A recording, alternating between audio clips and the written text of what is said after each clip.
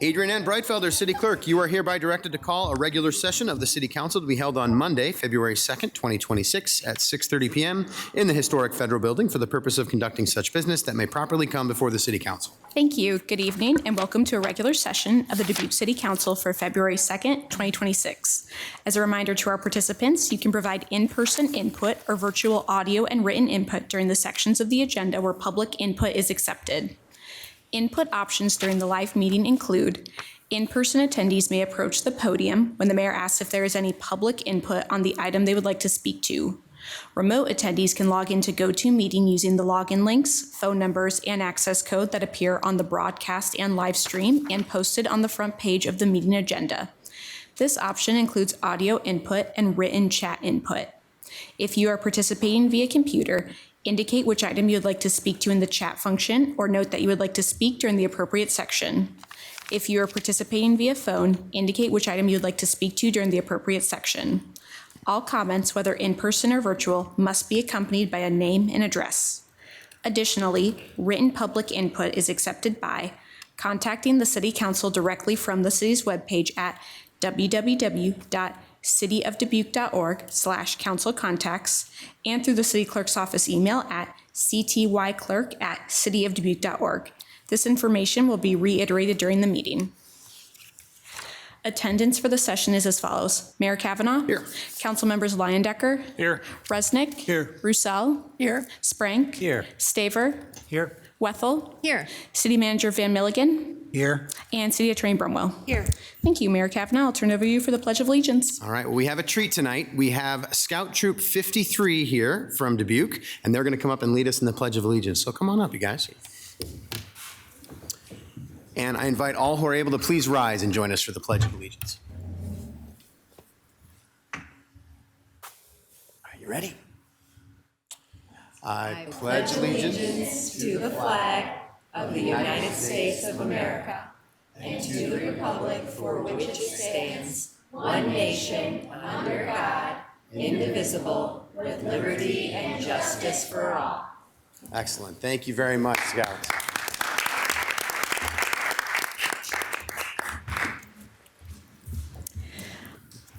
Our presentation this evening is 2025 Outstanding Civil Engineering Project Award Recognition. All right.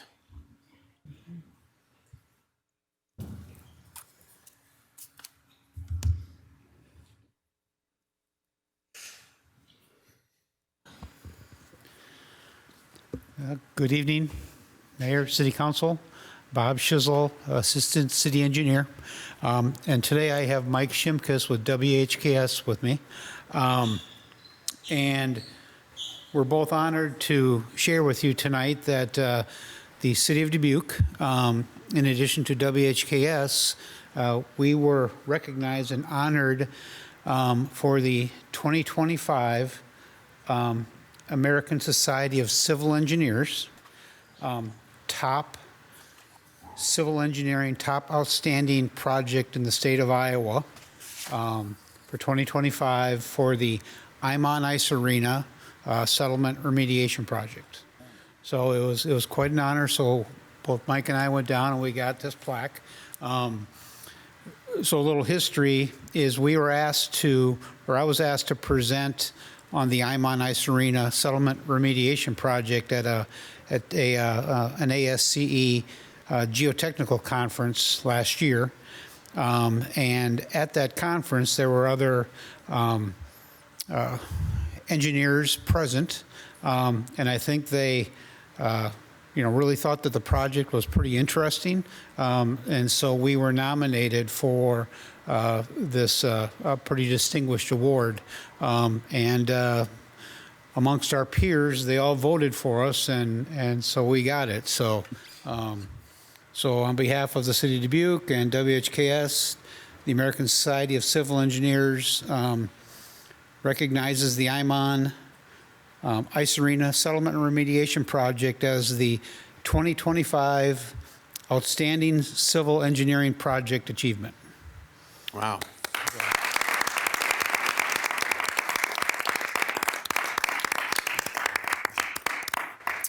Mike, do you want to say anything? You can if you want.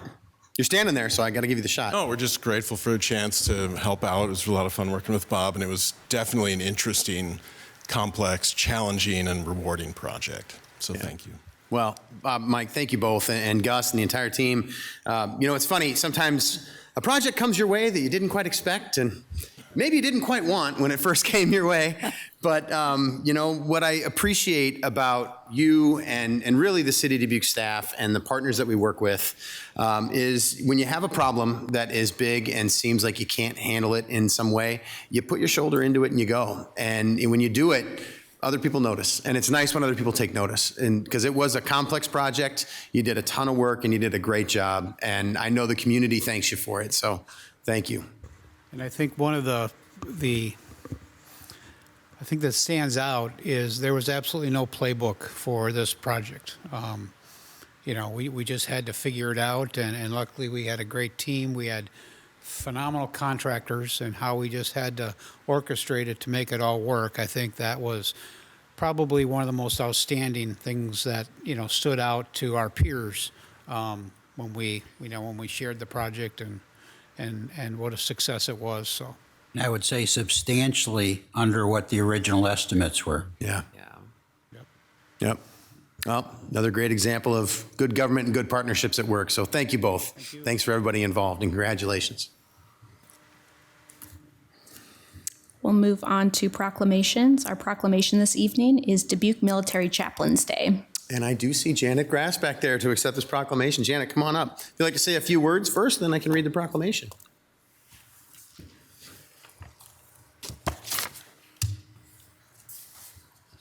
Good evening, council and guests. We did have Chaplain Day yesterday at Grace Point Church.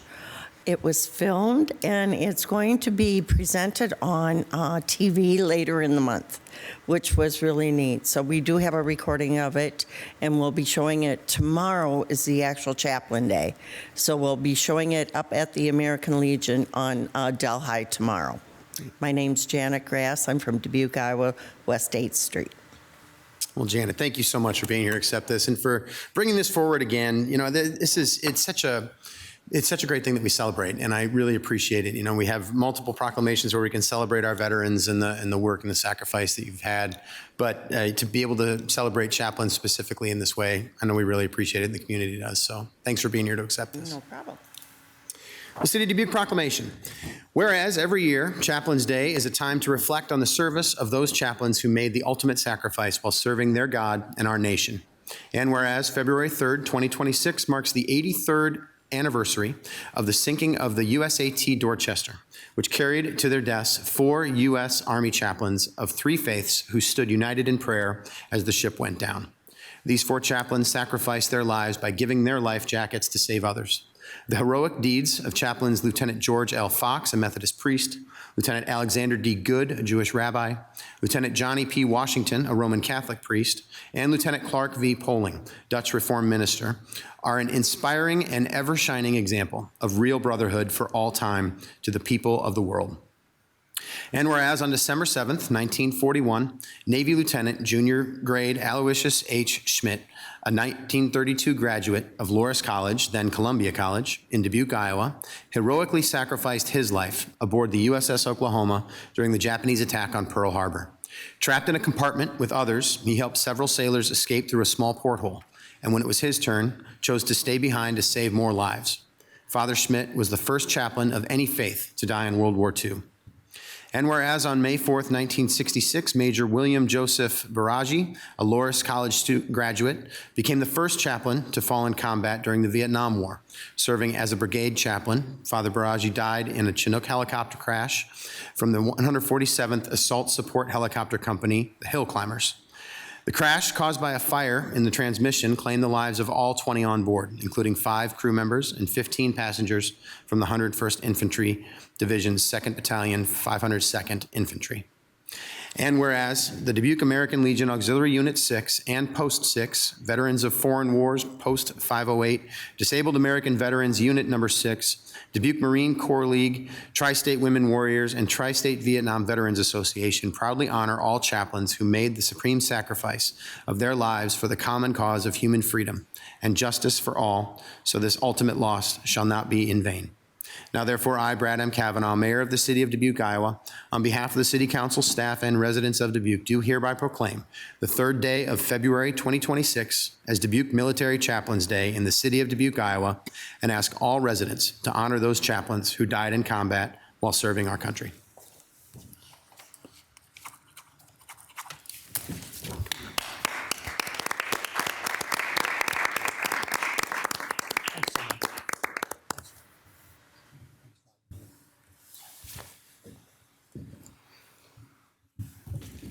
We'll now move on to consent items. At this time, anyone participating in the meeting in person who would like to discuss one of the consent items, please approach the podium when the mayor asks if there is any in-person input and state your name and address. For all remote attendees, please enter your name and address in the chat function or state your name and address over the phone when the mayor asks if there is any virtual input. If more than one participant would like to speak, then city staff will determine the speaking order of the participants. Please state the item you would like removed from the consent agenda for separate discussion and consideration, and consent items can be found on pages 2 through 4 of the agenda. Thank you, Adrian. Do we have anyone here in chambers who would like to remove any of the consent items for separate discussion this evening? Seeing no one here, anyone virtually? Nope. All right. I looked over at Corey, and Corey's not there. I don't need to do that. Yeah, thank you very much, Adrian. All right, back to us then. Mr. Mayor, Mr. Resnick. I move to receive and file the documents, adopt the resolutions, and deal with the consent items as recommended. Second by Wethel. Got a motion by Resnick and a second by Wethel. Adrian, would you call the roll, please? Resnick. Aye. Sprank. Aye. Roussel. Aye. Staver. Wethel. Aye. Kavanaugh. Aye. Lyon-Decker. Aye. That motion passes 7-0. Next are items set for public hearing. We have two. First is resolution setting a public hearing on a collateral assignment of development agreement by and between the City of Dubuque, Iowa and Hitzler Rental LLC, assigning rights to Bellevue State Bank for the redevelopment of 2541 Central Avenue for February 16th, 2026. And second is Levi and Sullivan Storm Sewer Extension Project, initiate public bidding process and setting date for a public hearing for February 16th, 2026. Mr. Mayor, Ms. Roussel. I move to receive and file, adopt the resolutions, and set the public hearings for February 16th. Second by Sprank. Got a motion by Roussel and a second by Sprank. Adrian, would you call the roll, please? Resnick. Aye. Sprank. Aye. Roussel. Aye. Staver. Aye. Wethel. Aye. Kavanaugh. Aye. Lyon-Decker. Aye. That motion passes 7-0. Next are boards and commissions. We have mayoral selection of appointment to the Civil Service Commission and appointments to the Community Development Advisory Commission and Long Range Planning Advisory Commission. All right, thank you, Adrian. So first up, we have the Civil Service Commission. So this is where I, as the mayor, will make a appointment, and then the council gets the opportunity to concur at the March 16th meeting. So first, let me say I sincerely appreciate everyone who keeps stepping up for this commission. It's tough to choose from such a qualified slate of candidates, so it is a difficult choice, but a choice does have to be made. So we have one 4-year term through April 6, 2030, and for this appointment, I choose Randall Ludowitz to serve on the Civil Service Commission. So next up is the Community Development Advisory Commission. Here we have one 3-year term through February 15th, 2029, and one applicant, Talma Brown. So since we have one applicant, I will entertain a motion to approve that, please. Mr. Mayor, Mr. Sprank. I motion that we appoint Tamla Brown for one 3-year term. Second? I've got a motion from Sprank and a second from Resnick. Adrian, would you call the roll, please? Resnick. Aye. Sprank. Aye. Roussel. Aye. Staver. Aye. Wethel. Aye. Kavanaugh. Aye. Lyon-Decker. Aye. That motion passes 7-0. So Talma Brown is appointed to the Community Development Advisory Commission through February 15th, 2029. And last up, we have the Long Range Planning Advisory Commission. Here we have one 3-year term through July 1st, 2028, and one applicant, Rebecca Bruce. So once again, I'll entertain a motion, please. Mr. Mayor, Mr. Resnick. I move that Rebecca Bruce be the Commissioner for the Long-Term Planning Advisory Commission through July 1st, 2028. Second. Got a motion by Resnick and a second by Sprank. Adrian, would you call the roll, please? Resnick. Aye. Sprank. Aye. Roussel. Aye. Staver. Wethel. Aye. Kavanaugh. Aye. Leindecker. Aye. That motion passes 7-0. So Rebecca Bruce is appointed to the Long Range Planning Advisory Commission through July 1st, 2028. Next are public hearings. At this time, anyone participating in the meeting in person who would like to discuss one of the public hearing items, please approach the podium when the mayor asks if there is any in-person input for the public hearing you would like to speak to and state your name and address. For all remote attendees, please enter your name and address in the chat function and state your question, or state your name and address over the phone when the mayor asks if there is any virtual input for the public hearing you would like to speak to. If more than one participant would like to speak, then city staff will determine the speaking order of the participants. Public hearing number 1 is 7800 Chavanel Building Remodel Project Public Hearing. Mr. Mayor, Mr. Resnick. I move to receive and file and adopt the resolution. Second by Wethel. Motion by Resnick, second by Wethel. Mike, please. Thank you. Assistant City Engineer Bob Schissel and Chief Financial Officer Jennifer Larson are recommending City Council approve the plan, specifications, form of contract, and estimated cost of $710,000 for the 7800 Chavanel Building Remodel Project through adoption of the attached resolution. I concur with the recommendation and respectfully request Mayor and City Council approval. Thank you, Mike. Well, we are in a public hearing to consider City Council approve the plan, specification, form of contract, and estimated cost for the 7800 Chavanel Building Remodel Project. Do we have anyone here in chambers to address us on this item? Seeing no one here, anyone virtually? Nope. Thank you, Adrian. All right, then, back to us for any discussion. Mr. Resnick. Yes, Mr. Van Milligan, would you mind telling our residents what 7800 Chavanel Building, how it relates to what we do here in the city and why we're doing this tonight? Yes, thank you. This building is the former Medline building. When they built a new building in the industrial park, and so then they vacated this one and put it up for sale. It was purchased by Dubuque Initiatives. It's now called the Bright Minds Campus. And Dubuque Initiatives condoed the building out so that local governments in Dubuque County that had a need for special services were able to have a place to deliver those services, and also so a local not-for-profit could expand the child care opportunities in Dubuque. So Dubuque Community Y now offers child care services there in part of the building. The building also houses the City of Dubuque and Dubuque County 911 Center. The ribbon was cut on that this summer, or actually this fall. And it also includes the Dubuque Community School District has one of their, I don't know exactly what they call it, but it's 3-year-olds and under something. Wraparound services, I believe, is what. Yeah, it's where the younger children go to half a day of school, and then the other half they go to the Dubuque Community-wide Child Care Center. And the city of Dubuque used it to establish a data center for the city of Dubuque. So we're able to get all of our equipment, very sophisticated and expensive equipment, out of the lower level of the City Hall Annex, which is downtown, and into this building. And it has all the accoutrements that needs. It has the fire suppression system that doesn't use water, uses foam. It has all the ventilation and air conditioning and electrical needs and backup power that a data center needs to make sure the city can operate 24/7. And we also then moved our IT department out there, and the city bought part of the space as part of the condominium process from the Dubuque Initiatives for our IT department. And then there was still some space left in the building. And we had a severe need for our finance department, which was in City Hall. Let's remember, City Hall was built in 1858, before the Civil War. And our finance department had long ago outgrown their space in that building, but they continued to just work on top of each other, quite frankly. And so since we identified this opportunity that there was another condominium space out at this building, we already had our IT department out there in our data center. We came to the city council in the fall and recommended that we move the finance department out there and identified the funding source to do that. So now this is the actual remodeling that will take place in that condoed space to allow our finance department to move out to the Bright Minds campus on Chavanel Road. Thank you. Mr. Mayor, earlier I talked during the Travel Dubuque session about city, county, state partners, along with our businesses and residents. It's all started with Medline giving us a really good deal on their building, and then they reinvested in our community.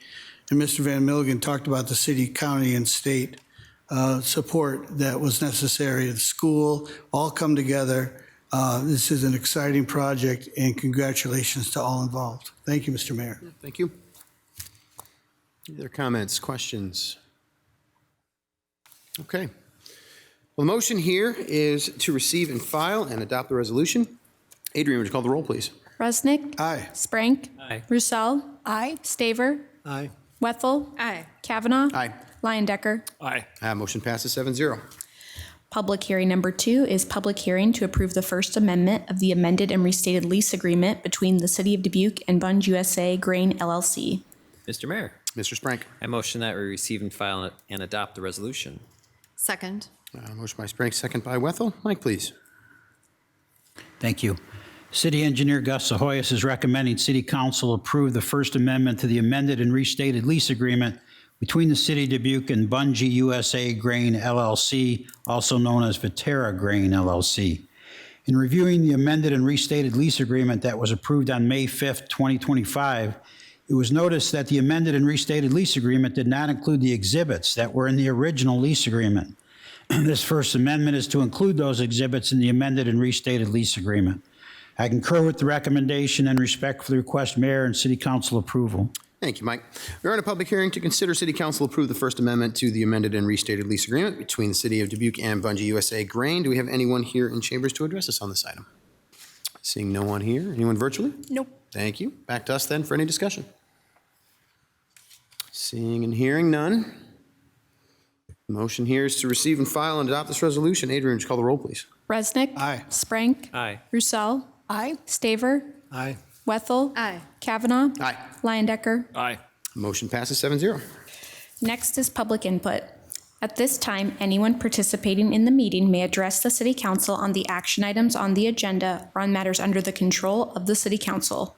For all in-person attendees, please approach the podium and state your name and address when the mayor asks if there is any in-person input.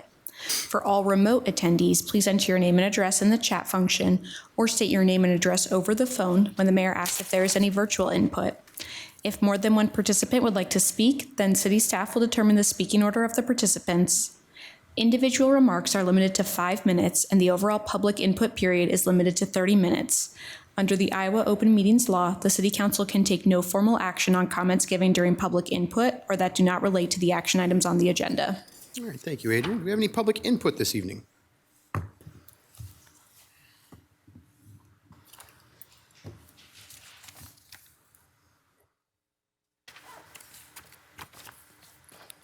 Good evening.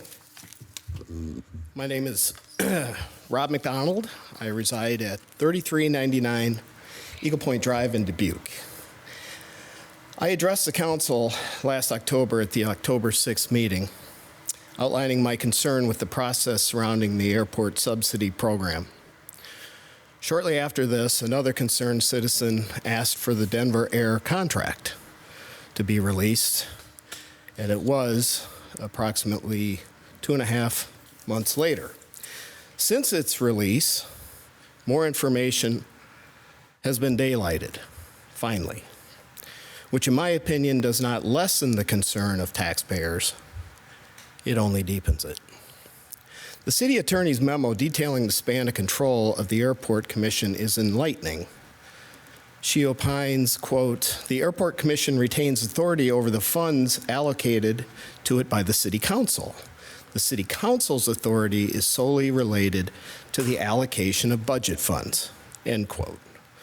So who has the true fiduciary duty and oversight in a situation where the city is on the hook for millions of dollars to fulfill a contract signed by the airport director that auto-renews every 6 months without review of the City Council or Airport Commission? Where does the buck stop? When I spoke October 6th to this council, I questioned the timing of the SCASD grant that was soon running out of funds in April due to the higher than expected minimum revenue guarantee payments to Denver Air, and an auto renewal coming on the heels of that May 1st. How was it that this was not discussed at the airport budget meeting held April 8th, 2025? The airport director who signed the contract presented his budget requests at this meeting with no mention of the $300,000 likely needed each month to fulfill the contract requirements. Was he unaware of this? And where was the Airport Commission in all this? Were they unaware as well? I have to believe our city manager must have been aware. Somebody was aware. Nonetheless, no money was put in the fiscal year 2026 budget for this multi-million-dollar expenditure. The city manager's explanation in tonight's memo for not budgeting that needed funds and not bringing it to the city council at the April 8th budget meeting was, quote, "I do not have a good explanation why I did not. I simply did not think of it at the time." Is that the kind of answer acceptable to the city council? With this lack of transparency, the city council was left in the dark by city staff on millions of tax dollars necessary to fulfill the Denver Air contract brought on by low ridership. It did not come to light to the city council, at least publicly, from city staff until late September. Both Mayor Kavanaugh and Councilman Jones told the Telegraph-Herald they were unaware of the funding requirements needed until long after they were already obligated to pay them. I have to think the other 5 city council members were also left in the dark. This was a big issue for the city, as the mayor referred to it as, quote, "the thorniest, most difficult issue that he and this council and basically our entire community would have to deal with." It was a big deal, I agree. Yet with millions of dollars in play, the city council appeared to be left uninformed. Accountability was lacking throughout the entire process. There appears to be a mixmaster of oversight, influence, and fiduciary duties that fall between the city council, the airport commission, and city staff, with no clear delineation of responsibility. The airport commission is charged with having a contract with Denver Air. The airport director signed it. The city council is in charge of the airport commission's budget, but budget no money to pay a minimum revenue guarantee that proves to be more expensive than planned because the city manager did not think of it at the time. In the end, after an unachievable bar was set for private business donations to be raised in just 8 weeks and was not met, the Airport Commission directs the airport director to negotiate an end to the contract and informs him to let the city council know they will refer to the council's final decision on the 3 options presented. Add into all this Dubuque Air, an independent nonprofit established by the city, whose members include the city's paid consultant, the leaders of GDDC, and Travel Dubuque, whose budgets are funded in majority by the city of Dubuque, the airport director, the city's director of strategic planning, partnerships, and of course, the city manager, among others. All of this leads to an incomprehensible level of dysfunction that explains why we need an agenda item tonight to explain it. As the city manager states, I do not have a good explanation. I agree, because there isn't one. But the taxpayers still need an explanation, and this council owes it to the taxpayers to find it. And it should come from an independent authority. Thank you for your attention, and as always, thank you for your service. Thank you, Rob, for your comments. Any other public input this evening?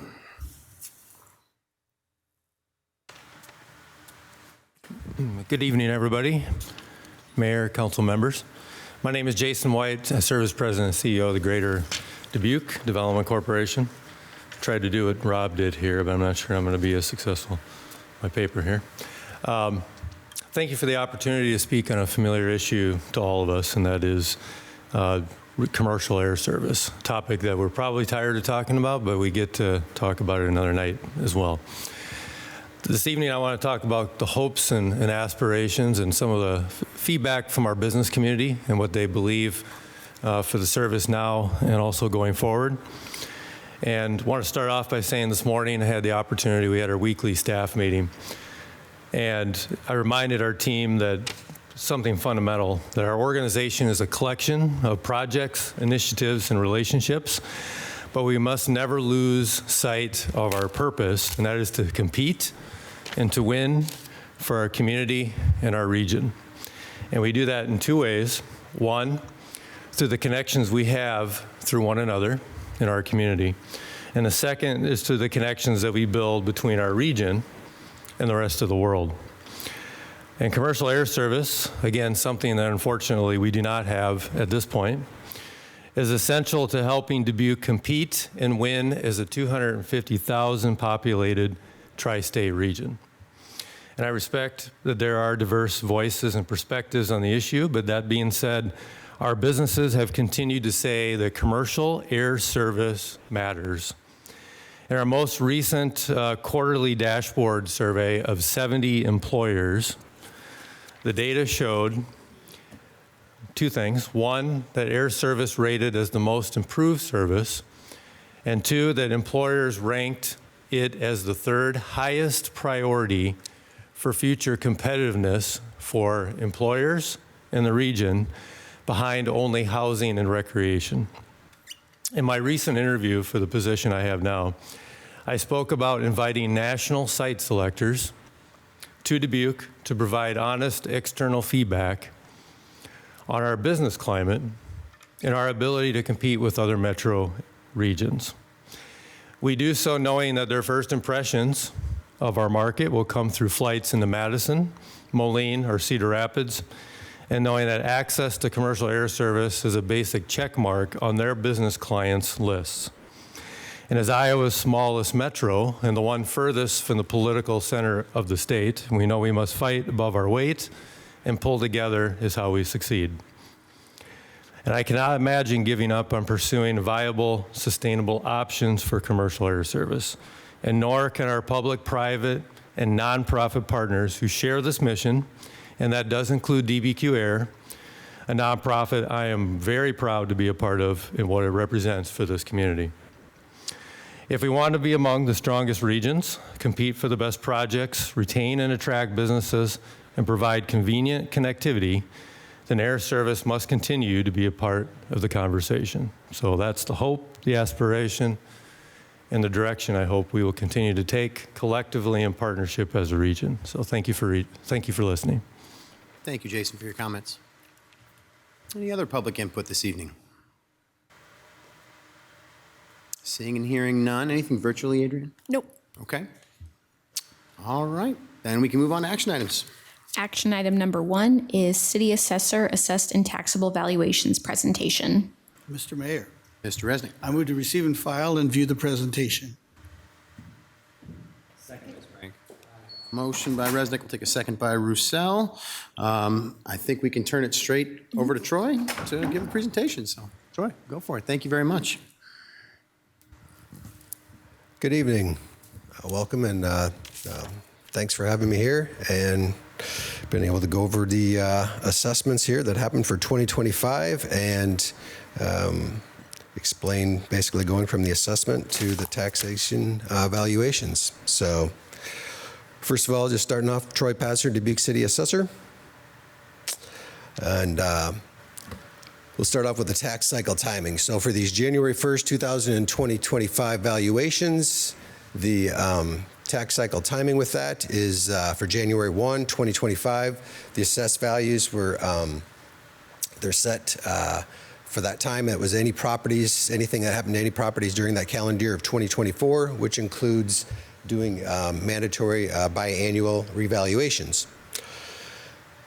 July 1st, 2025 through June 30th of 2026 would be the ownership and accrual period. That's basically going to be used for any time there's a transfer in real estate of that ownership period when they prorate the taxes. So that's what that is referring to. November 1st of 2025 was when the assessment limitation, which is also known as the rollback, those two terms, when you hear them, they're synonymous. There's a lot of talk right now. Legislation with property tax reform being that you'll hear the rollback. The three main bills that are proposed right now, each one has a different thing when they're referring to the rollback. But that's also the assessment limitation. So that's set for each class of property by the Iowa Department of Revenue each year. Like I said, that's on November 1st. And then with that, now the taxable valuations can be calculated. January to April, the time frame we're in right now, budgetary hearings to determine all of our revenue needs. And then March of 15th, 2026, the auditor mails out a budgetary statement, which was passed a few years back by the legislature. And talking with the legislature, sounds like they're going to try to change the verbiage in that, so maybe it's a little clearer going forward to the taxpayer. The example that that got set forth is a little bit confusing at this point. April 30th, 2026 is when the budget deadlines are due, and then July, August timeframe of 2026 is when these tax bills will be mailed out for this 2025 valuation and mailed out to all the owners. And then the collection time period for that is September 26 and March of 2027. So what causes the taxes to change for property? So there's could be several reasons, and could be all of the reasons listed here. Could be changes in governmental spending needs, depending on for all those taxing bodies. Changes to credits and exemptions. Assessed value can change, for any individual parcel or groups of parcels, which would include new construction, revaluation, credit or exemption, eligibility could have changed. Also could be legislative shifts could be between the classes. So an example I had was just Homestead 65. That's something that came out a few years ago. So all residents that are, it's your primary residence is your homestead, you can sign up for the Homestead 65. It exempts off so much taxable valuation.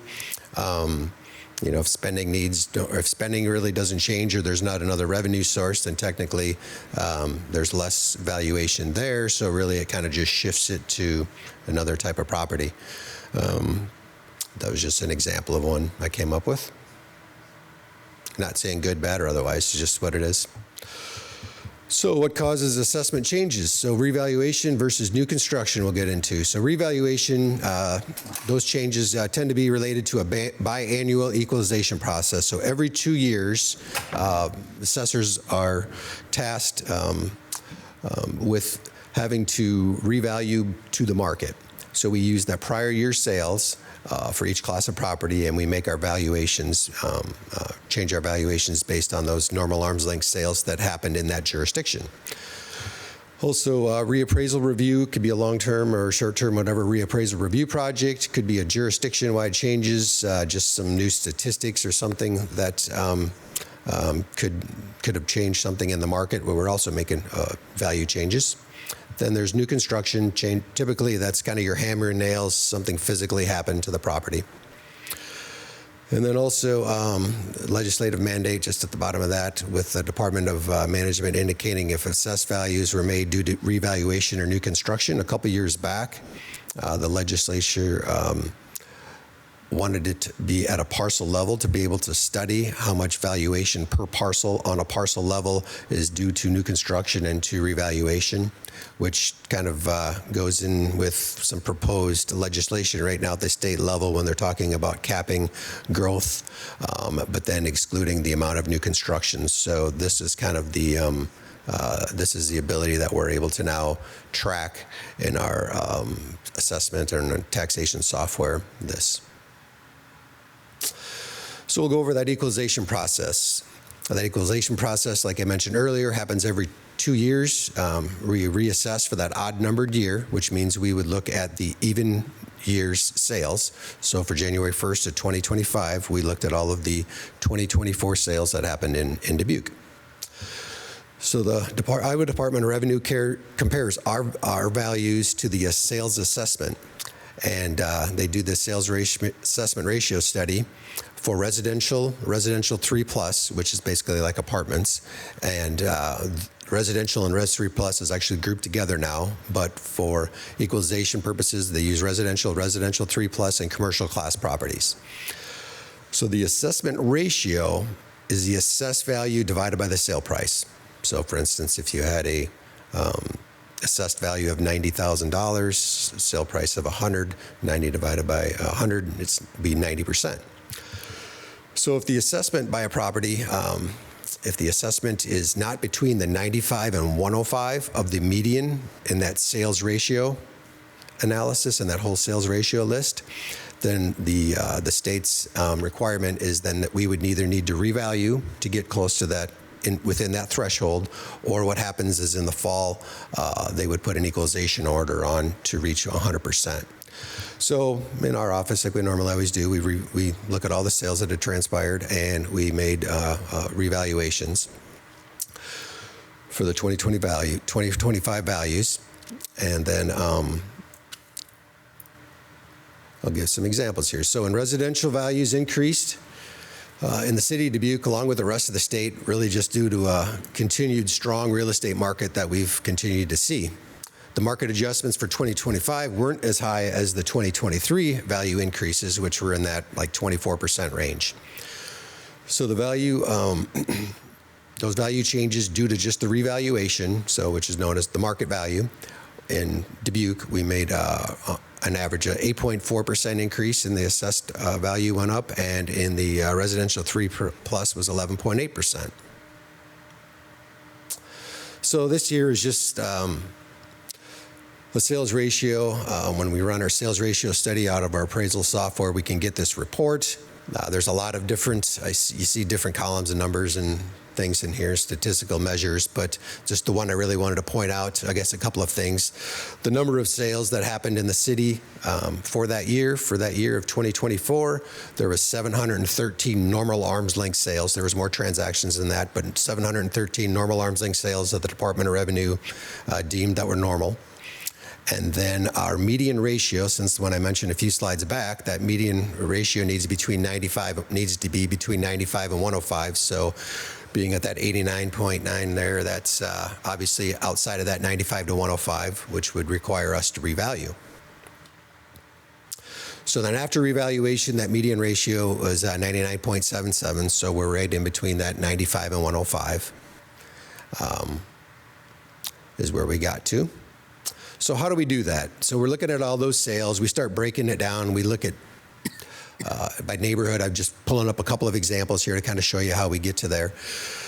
We'll revalue based on we have city divided into roughly 50 map neighborhoods, and we'll look at each neighborhood to see where we're at for our sales ratio in each of those neighborhoods, and see what we need to do to make adjustments from there.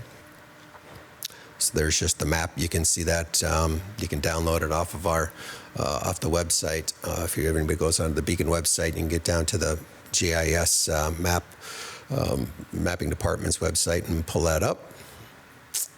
So before revaluation, this is the all the map areas and the residential areas, and it kind of shows you that column there with the median ratios. So that's really what we're looking at. We look at some of those other measures to see for uniformity, regressivity, and that kind of stuff, but we'll just focus on that median ratio. So we'll look at those median ratios. We'll look in a map area to see if it has enough sales. If it really doesn't have enough sales, we'll look at other map nearby areas, and we will kind of group them together, and we'll try to see where we're really at for that area, and we'll make our adjustments from there. So, for instance, there's that whole line that would range from, like the first one's at 94.96, if you're looking at that underneath that median ratio, all the way down to the last one. But that data shows that we were at that 89.86 was the median. So after revaluation, shows you that we were at that 99.77, and there's where we were at for each of those map neighborhoods after we made our adjustments.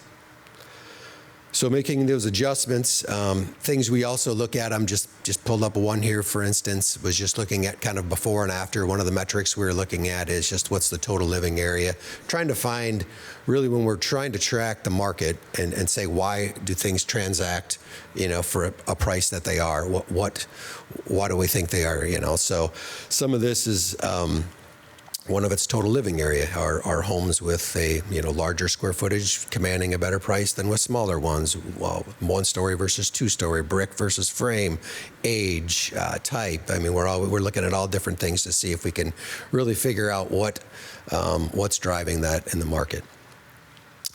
So with this, the way this works out, it really has some of these square footages in a pretty narrow band, so I don't get as many sales as I'd like to look at. So in some of my own spreadsheets, so I kind of group them together. But really, what we're seeing is the smaller footprint, the smaller sized homes have been, our ratio is lower. So they're bringing more value percentage wise than what our assessment is. So we're really making our adjustments for 25. We had to really increase some of those smaller footprint homes because, I don't know why. I guess we're trying to make assumptions why, but sometimes it's just that maybe that affordability factor, maybe lack of housing stock, and also to, I guess, mention is that 713 normal arm's length sales that we had during that 2024 year. Prior to that, I would say, well, the trend is 5-6 years ago, somewhere in there, we would average about 1,000 normal arm's length sales in this city, and we're down to about 700. So there are still bringing a good sale price, but we're just not having as many sales. I think some people are just holding on, to their home. Maybe they're locked in at a good interest rate or whatever the reason is, but we're not having as many sales. But the sales we're having are fairly strong. So then we'll get into that rollback. So the state assessment, that rollback factor plays a major role in these tax calculations. So they kind of work as a counterbalance, just like I'm mentioning before, having to increase, double-digit percentages some of these years, 8% this last year on average. But what it does is it counterbalances those larger increases in assessment and bringing that taxable value down some. So that rollback limits the taxable value growth to 3% for the entire state for the residential properties.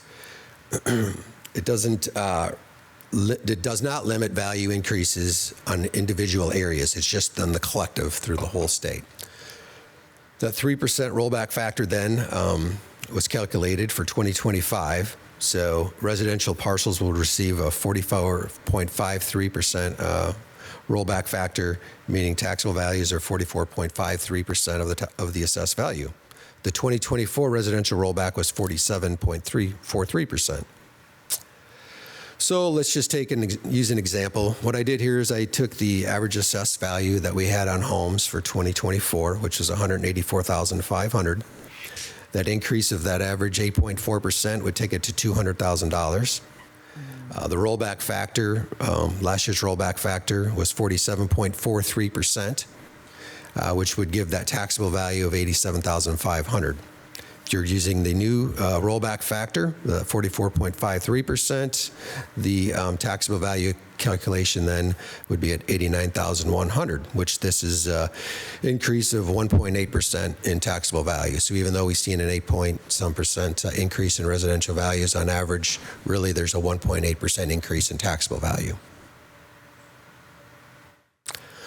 So then on with commercial and industrial properties. So commercial is also based on those normal arm's length sales that transpired in 2024 in Dubuque.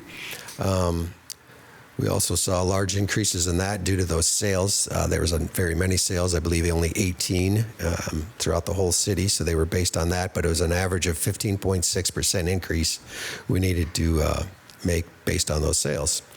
And then also kind of to note, apartments also saw some larger increase, like I mentioned before, with the residential 3+. So the Per Senate File 619, the state reimbursed backfill amount is reduced each year.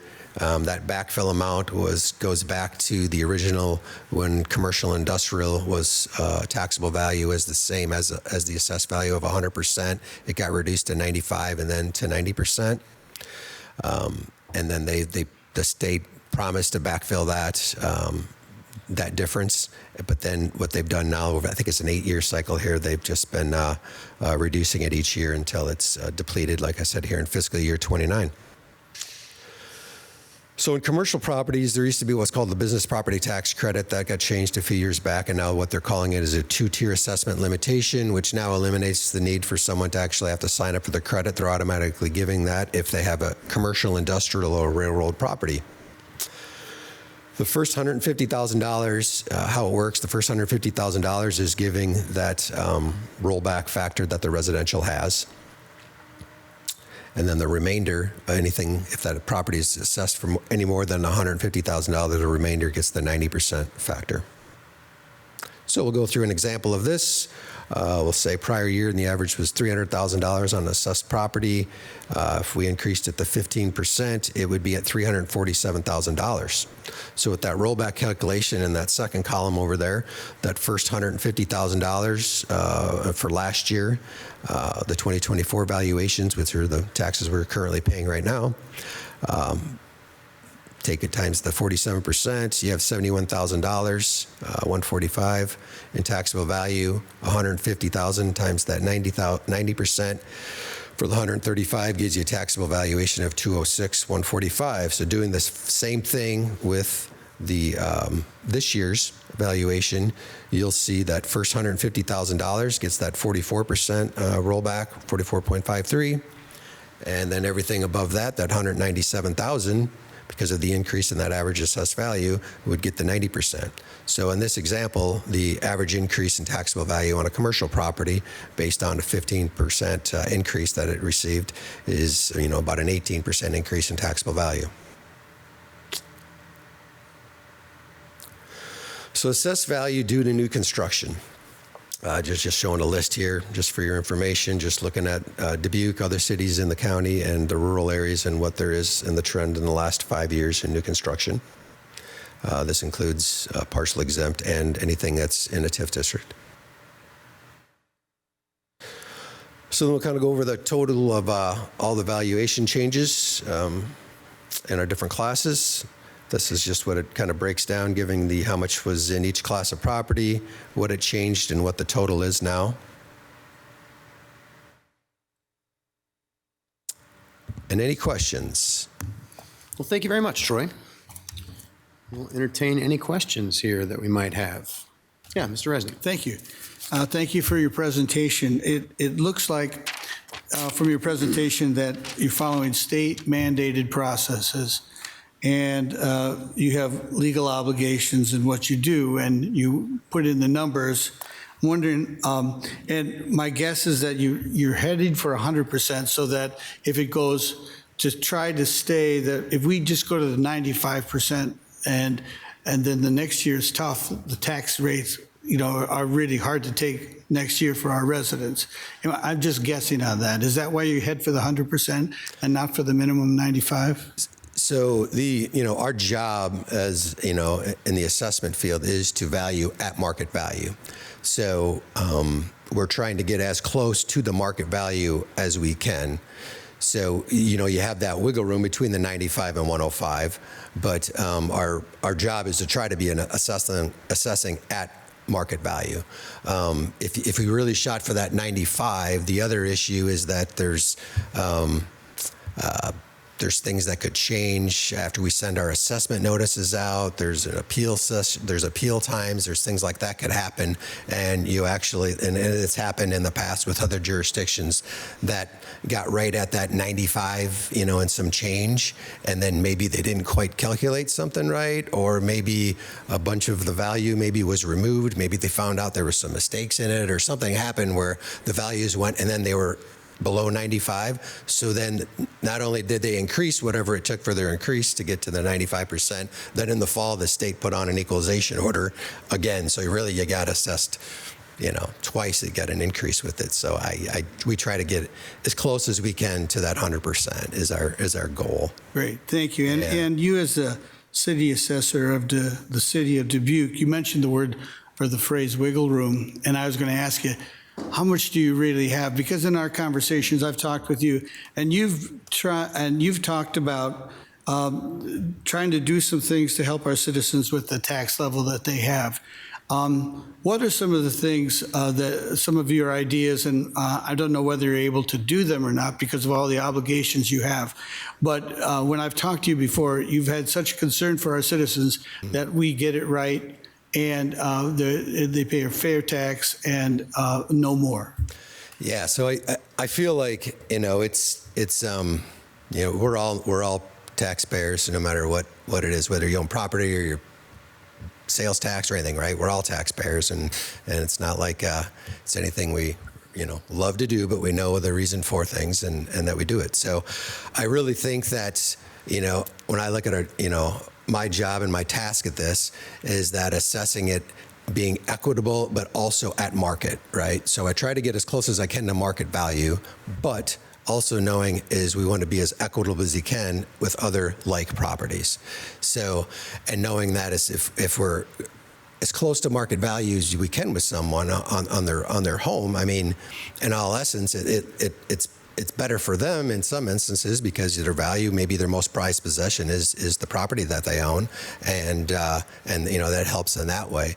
But it's really, I feel like just trying to be equitable and do according to how the law is, and assess someone the same with the two same properties. Our job is also to be equitable with them, keep them the same.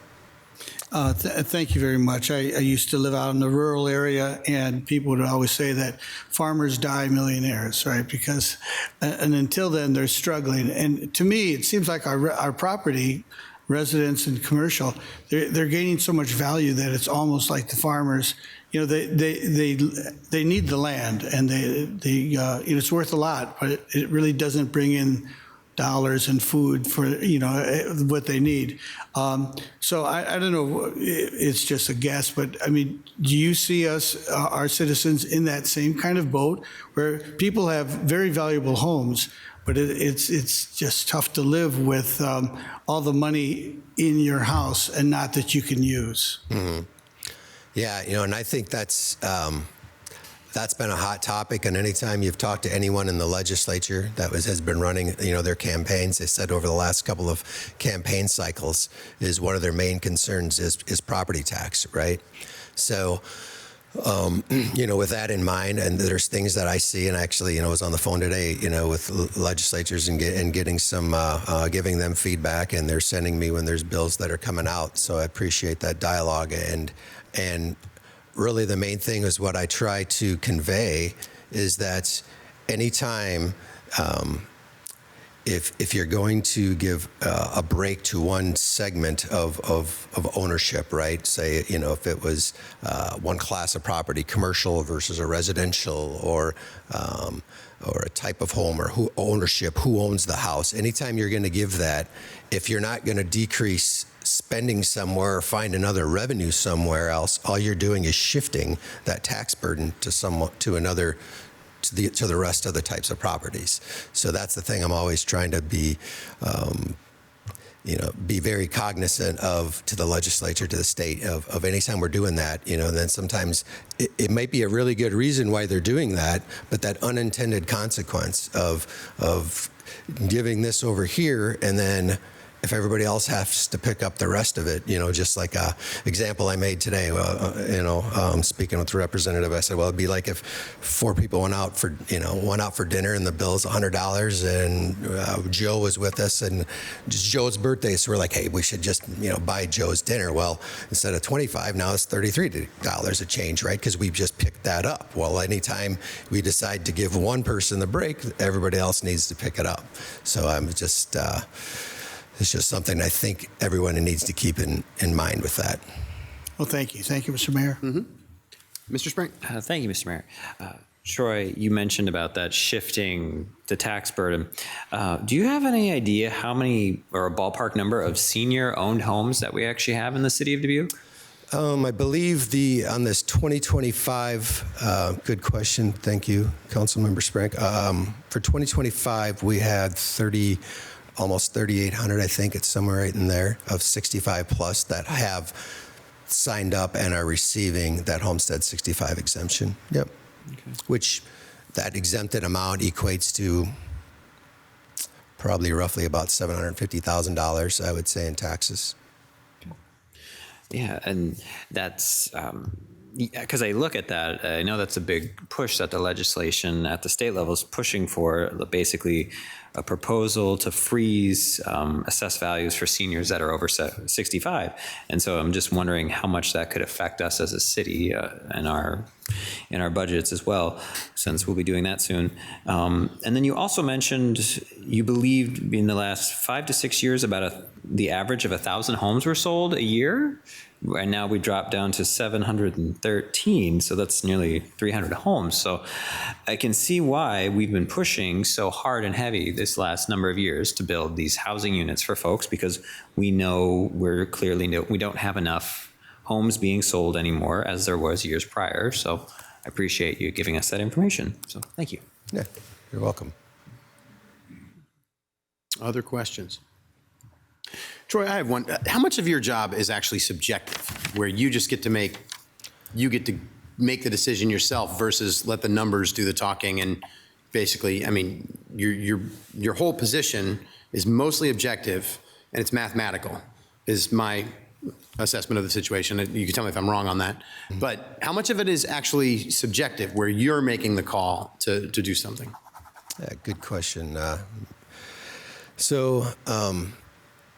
Percentage-wise, it's kind of hard to put that on there, but the numbers like I gave you between that 95 and 105%, our job is to get to that market value. As a whole, we have that range that we need to get pretty close to, right? But there's always subjectivity when we're talking about assessments, and we're reacting to what we deem is what's going on in the market and what we deem are the market characteristics, right? So homes are bringing this much of a price. Why is it? Why that type of home, or what because of where they're at? Then that's when the subjectivity comes in. When our job is to assess a property and we're trying to put a assessment on, 18,000 in some homes in the city, I mean, you have to, kind of bracket them in groups. So, there is some subjectivity to that, right? And we're currently working on a reappraisal project. We're going and looking at all the homes based on all of our information, and then kind of doing more of a window review at this time. And if something doesn't look quite right with it, then we send letters out to look at it and revalue it. So a lot of times we're trying to judge a book by its cover on that end of it too, right? And then things always change. So things are always changing. Someone's property, all of a sudden they improved it, and then the next time, maybe a little later on, they it's kind of fall to the wayside, and then there's adjustments that way. So yeah, there is some subjectivity to it, but for the most part, it is pretty much just trying to follow the code that was set by the legislator. Isn't it accurate though that even the subjective aspects of it are based on comparisons, you're like market comparisons? I mean, you're looking at something and comparing it and trying to lump things together. So it's not like you have going back to the wiggle room comment, it's not like you have a bunch of wiggle room to make these decisions as Troy to do whatever you want. Correct. You're in a box to have to make those decisions based on very objective data, even the subjective aspects of it. Yes. Is that an accurate statement, would you say? Yeah, that would be accurate. Yeah, I mean, just speaking on the subjectivity part is just you look at a home and it's whatever year built, say built in 1980, and based on our cost manual, let's say the depreciation on it was supposed to be 25% for its age. Well, you would look at it and say, does it look normal for where it would fall in the depreciation chart, or should it be a little above, or a little, should it be at 21 or should it be at 26? That's the subjective stuff. It's not like it would be 0 or it should be 90. You know what I mean? If you're looking at it and it's about, so that's where that wiggle room. There's always, a judgment factor to a certain, little bit in there. But what is it about? That's what I always tell when someone, would call and question their assessment, and let's just say any number, $200,000. my assessment is $200,000. Well, do you think it's worth that? Is it worth about that, right? If somebody's hooked on saying, well, I got an appraisal done and it's 198, it's like, well, that's pretty close. If you think it's only worth 100 or 120 or something like that, then we probably really should take a look at it. And, so that's where, that there's not a lot of. Yeah. And I appreciate that answer. And the main reason I asked the question is because I think sometimes, in this discussion about property tax reform, I feel a little bit like assessors are getting a bad rap sometimes because there's this pointing at the assessors and saying, well, the assessments are going up too high, they're going too fast. But it's based on some very objective data. I mean, it's based on sales and market rates and all these different things. And you're just doing the math of doing that within some, like we just said, a confined area of being able to make some subjective choices. But as far as the equation of the property tax discussion, I think your role in it is one that's very defined. And frankly, I think you do it well in your office. I think I appreciate the work that you do. I think you have explained it well to us here, something that we can see. This is not it's not an easy thing to explain. It's not a particularly fun thing to explain, I think, for most people. But it is really important because this is how our property tax system works. And it's a major centerpiece of the whole discussion of property tax reform in the state right now. So I do think it's an important discussion to have, and I appreciate you being here. Yeah, it's pretty hard not to keep it dry. It's like it's not a fun subject either. So you try to put a lot of humor in something that really equates to someone's tax dollars. That's probably not real good way of going. And probably makes it more confusing. So I apologize for the dryness, but spice it up too much. We appreciate the dryness. I think it's probably appropriate for this. So thank you very much for not showing up with a light show and things like that. Right. Yeah. All right. Any other questions before we move on? Yeah, Mr. Staver. Yes. So normally I saw the commercial property increase is 15%. Mm-hmm. Typically, what is it in years past? So that seems high to me. I mean, 3 to 6 is probably normal. Good question. On that. So for the 23 assessments, they were pretty close to the residential, which was at 24%. So commercial also saw that kind of an increase. There's the thing with so for 25 on that, 15 point whatever it was, 6-7% increase on average. That was based on 18 sales. In the city. 18 is not a really good sales array, and 2 or 3 sales, one way or the other, really moved that dial where we really didn't even need to make increases to we would have had to add 20-some%. And it was one of the, I don't want to say a complaint, but one of the things I've questioned and, said at the state level is, maybe in commercial, we could use 2 years worth of data, and then try to get that highs and lows and some of those out of there. I've mentioned that. I've also, I mentioned it saying at the state level, like a law change for that would be a good thing. One good thing for the 2027 cycle is the Iowa Department of Revenue has appraisers on their staff. They go out to jurisdictions that do not normally get very many sales, and they do appraisals on those, and then they put them in the sales list, so kind of treat them like a sale. So everyone in the state for this next year, for the 1/1 to 27 values, are going to have appraisals. So a commercial appraiser from the Department of Revenue has already been through Dubuque, and they give us 10 random parcels, and we give them their property record cards, and they go out and inspect the properties, and they come up with what they think the value is, and they're put in with that. So I'm hoping that might kind of stabilize that. Another issue I have, there might have been even something in one of these legislative, when one of the bills possibly, I think I saw that somewhere, was that talking about on these DOV statements, when you see a sale come through, and let's just pretend it's $1 million, right? But you'll call the buyer and the seller, and they'll say, well, actually, they paid $800,000 for the real estate. The other $200,000 was some of the property, personal property, or maybe the blue sky, the business interest of it.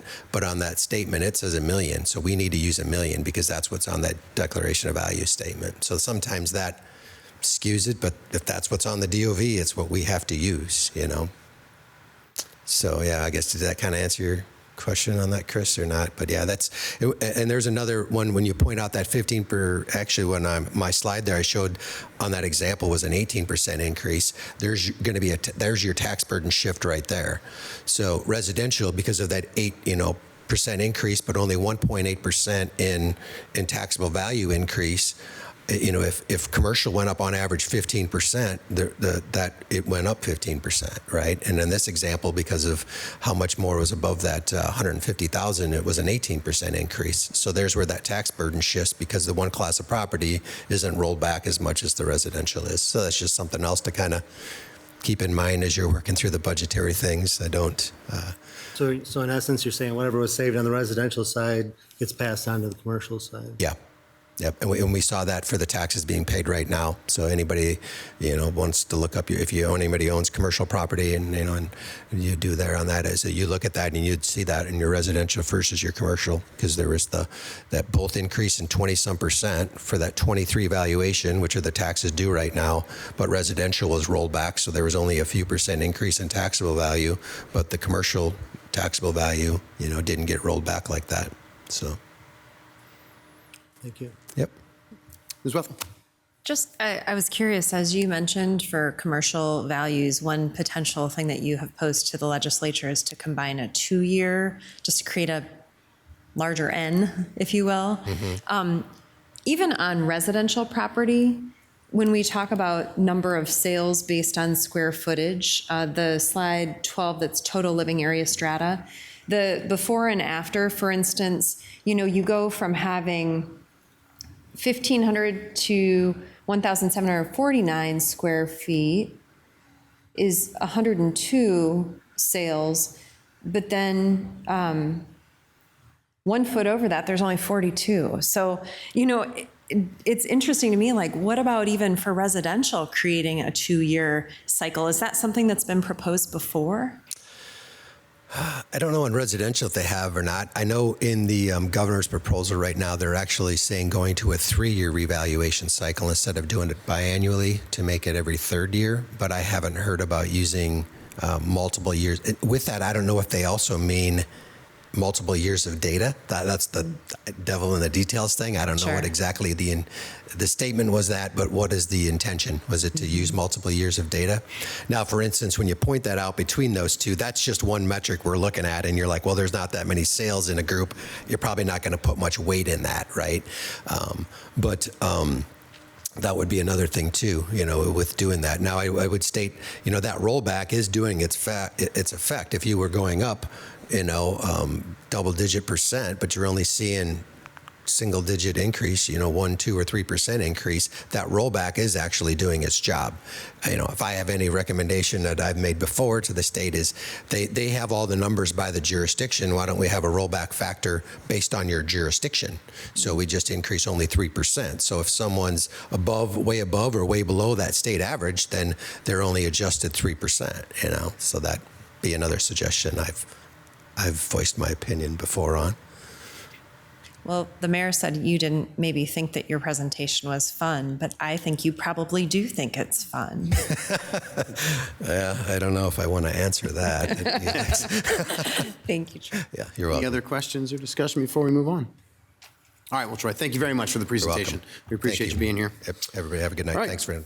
Motion here is to receive and file and hear that presentation. Adrian, would you call the roll, please? Resnick. Aye. Sprank. Aye. Roussel. Aye. Staver. Aye. Wethel. Aye. Kavanaugh. Aye. Leyendecker. Aye. Motion passes 7-0. Action item number 2 is commercial air service minimum revenue guarantee. Mr. Mayor, Ms. Roussel. I move to receive and file. Second by Wethel. Motion by Roussel, second by Wethel. Mike, please. Well, we've got a couple of memos in here. One starts out, it's the memo from City Attorney Trenna Brumwell, and it turns out I put the wrong version of that on, not the latest version, and I think the difference is some of the math and the numbers, but the memo, the Correct. substance of the memo is still the same. The analysis doesn't change at all. There was just some information that I was waiting on, and this was an earlier iteration before the numbers were updated. And Adrian has added the corrected version to the agenda packet. On page 3 at the bottom, there is a chart, and in the updated version, it has the math that is slightly different. And then on page 7, there is one number that changed based on that update to the chart. And, but the substantive analysis is no different, just the math, the numbers. Okay. And then next comes my memo, which I'll read to you now. The facts in this situation are clear and known. In November 2023, the city received the Small Community Air Service Development Program, or SCASD grant, to provide a minimum revenue guarantee, or MRG, to attract commercial air service back to Dubuque Regional Airport.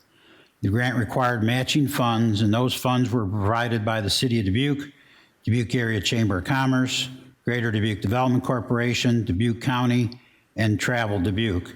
And I've included all the memos that went on the council agendas as attachments to this agenda item. At the August 27, 2024 Airport Commission meeting, the Airport Commission authorized the airport director to enter into an air service agreement with Key Lime Air, also known as Denver Air Connection, to provide an MRG for one flight a day to O'Hare. That service began on November 4, 2024. That agreement automatically renewed in 6-month increments.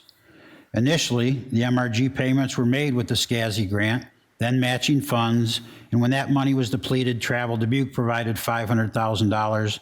Then the City of Dubuque provided funds for the payments using money from the fiscal year 25 budget savings, which were available due to expenditures coming in under budget and revenues coming in higher than budgeted. The city budgets conservatively, so flexibility is contained within the budget to ensure the city does not complete a fiscal year with a deficit. The city had a valid and enforceable contract with Denver Air, a business which was performing on its end of the contract. The city manager had the legal authority to make the contractually required payments pursuant to the city's legal obligation to make those payments. Now, hindsight being 2020, I've identified 2 things I would have done differently. Number 1, I would have brought the Denver Air MRG agreement to City Council when it was signed by Airport Director Todd Dalsing in late 2024, making sure City Council was fully aware of the city's obligation under the agreement and the timing required for a notice of termination. And in fact, whenever I sign a contract, it's required to be on a City Council agenda. That's not the case with the airport or the library. Number 2, in March and April of 2025, during the fiscal year 26 budget process, I would have put the city's financial obligations related to the MRG into that budget recommendation. I am sorry I did not do those 2 things. I do not have a good explanation regarding why I did not. I simply did not think of it at the time. Some people have asked why money left at the end of the fiscal year was not returned to taxpayers. The fact is, in every case, those funds were returned to taxpayers in multiple ways.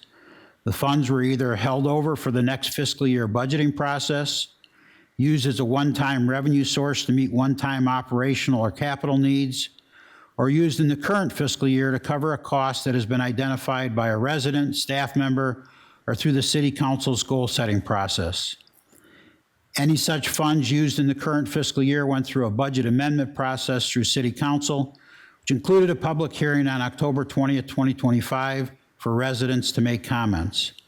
By law, the city cannot have a deficit budget, so if there was ever a year there was not a budget surplus, there would have been a drawdown of reserves. All right, thank you, Mike. Discussion. Mr. Leindecker. So just for clarity, can staff confirm whether this program is fully concluded and if there's any remaining administrative steps still to be taken? So it's my understanding that, yes, it's fully concluded. The council voted in mid-December to not allocate any additional funds towards the agreement, and the Airport Commission had authorized the airport director to provide a notice of termination to Denver Air. That was December 15th. Now, even though that notice of termination allowed for a 90-day run-out period for Denver Air, Denver Air cooperated by terminating service on January 15th. So only taking 30 days instead of 90 days. And that was generally in consideration of travelers, is to not just give them an immediate ending of the contract, but give them some time to fulfill their travel tickets, and then giving more time for people that had it later to not to find alternative transportation. So while, as I said, while Denver Air could have held the contract to the 90-day termination, they didn't do that, and they terminated in 30 days.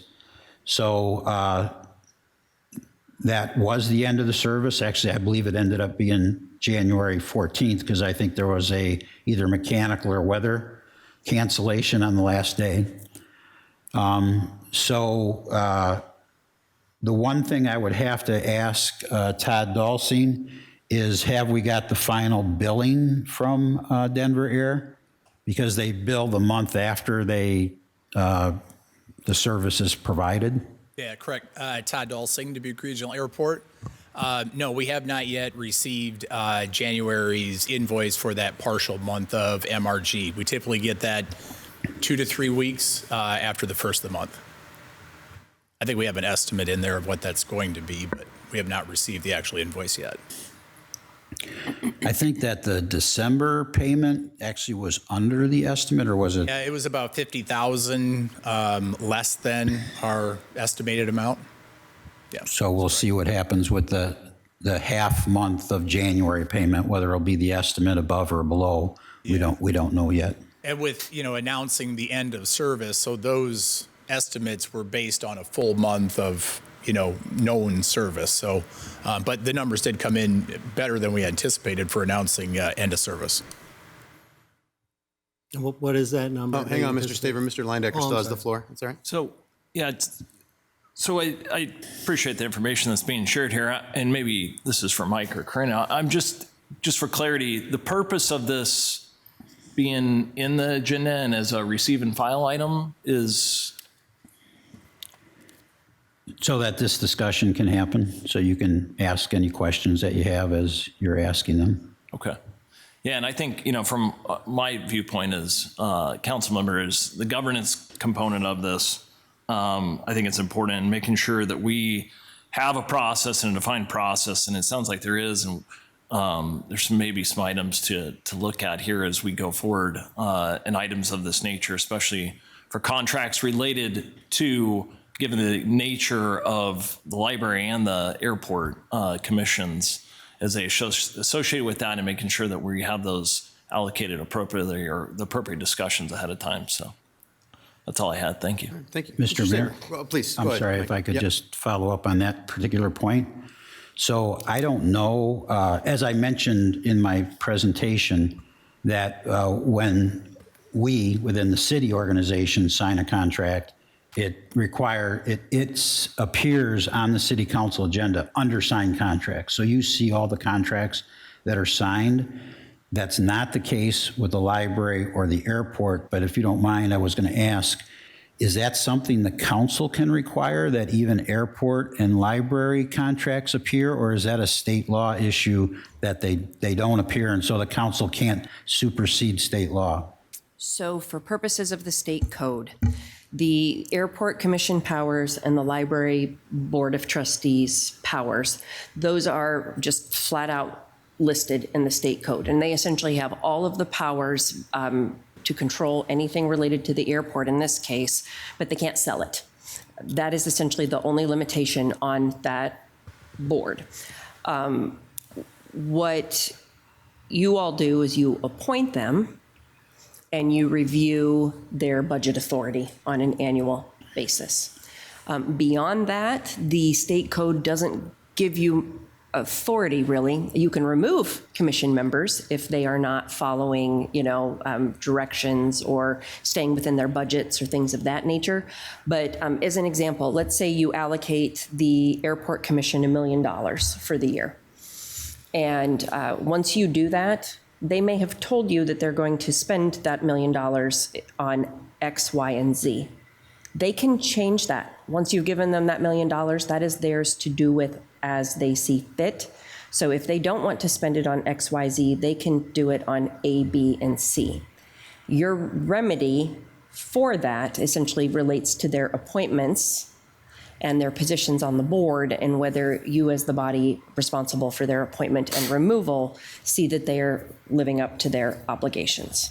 But now, from with regards to the contracts and whether you can require that they give you notices of everything they spend as they spend it, you can ask them for that, but I don't think you can require it under the state code. And I will tell you that they do follow our budget processes. So I'm sorry, Mr. Mayor, I just... No, that's okay. That's helpful information. So Can I just ask a quick follow-up question? Please, So yeah. they follow the budget from what we allocated to them, but did we approve the budget for the contract that they spent ultimately? As part of the budget amendment process, yes. It was not included as part of the annual budget process. Okay. All right. Thank you. Okay. All right. Now, Mr. Staver.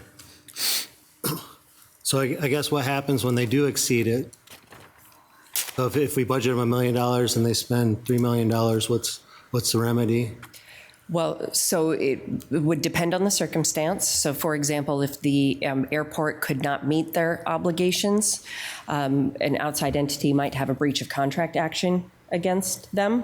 The council might say, okay, we need to talk about, removal of members type of a thing. But they also have authority under the state code to do certain things. So since they can't sell the airport, but they can do certain things related to, say, levies if they wanted to, or things of that nature. So that's something where that could be explored as a possibility for like revenue generation. I'm not the math person, so I don't exactly know what that would generate. That would probably have to be a circumstance where the finance department would have to come in and assist with that type of thing. But that, again, that power comes right out of the state code. And I guess my other question would be, so you have a rough idea what we still owe? Not off the top of my head. No, I want to say it was around 150-ish thousand. Thank you. Aside from that, is there any other, commitments related to this? No, well, as part of the, there was basically, we were given 3 options. So we could have ended the agreement January 1st, I believe. Then it was the 15th, or then the full 90 days. And we worked with them and chose the 15th. And there was a $50,000 clause in that as well, kind of an early out clause for the 90-day contract. So you have the half month of January, the $50,000 clause, and then there was a small amount that we reimburse travelers. I want to say it's around $2,000-$3,000 for people that flew out of Dubuque but had to fly back into another airport and then find transportation to get back home or back to the tri-states. So there's that 50,000 is kind of a penalty? It's an early out clause for a contract, I would call it. Yeah. So 150 plus 50 plus 3, is that kind of what you're? I was just going to say that the updated chart in the memo, I believe, incorporates the math. The finance department provided that, and that contemplated the entirety of the expenditure that the city would outlay. Okay. So it's accounted for in those numbers. Okay, thank you. Ms. Roussel. Thank you. Corinna, a couple things. You mentioned that although they have this power, we could ask for certain things. And so question 1 would be, how would we go about doing that? Because the reason I ask is, speaking of the people that we've appointed, there's a memo in here from the chair of the Airport Commission that perhaps they could review their process for entering and continuing a contract. What would be our process if we want to say, we would really like to see what's happening, knowing full well that they have the power to do these things? It would be nice for them to be more, to share with us. So what would be the process for us to do something like that? So I think as a body, you would need to agree to the types of information that you would want. I don't know that you want to know every single expenditure that they make. If they spend $100 on stamps, maybe you do. But if there's like a threshold and you want to know any expenditures or commitments over X dollar amount, that would be a starting point, I think, to determine what that looks like or what amount that may be at. And then likely we would do that through like a resolution that you all would vote on, asking that that information be shared within the bounds of the parameters that you set. That's helpful. Thank you. Mr. Mayor? Yeah, Mr. Red. Earlier this evening, I twice complimented public-private partnerships, and I think, when they're successful, everybody's happy. And then when they're not, it gets dicey, doesn't it? It complicates everything about who's responsible for exactly everything. This is one of, a very high priority that we had in the time crunch and so many things. But we still need, I feel, that, public money demands public accountability. And we had our airport consultant, if I read this right, argue against transparency, that we should not release certain information. And we're trying to get more released. So I guess if you wouldn't mind, could you tell me why he wants to reduce the amount of information, and he thinks that's the right answer? I know you're not him, but what he might be thinking? The position taken was that information was proprietary and that it might reveal pricing mechanisms, or I believe kind of the behind the scenes kind of calculations on their end that would be proprietary and would perhaps give away information to competitors. And so what we spent time going back and forth on was trying to resolve that information. So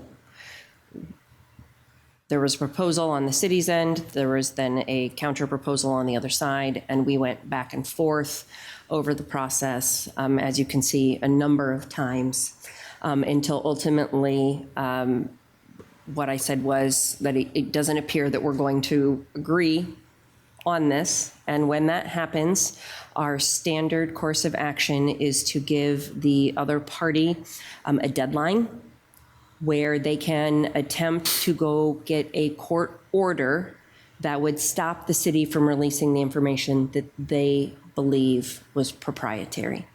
So that deadline was ultimately provided, and the entity opted not to pursue that.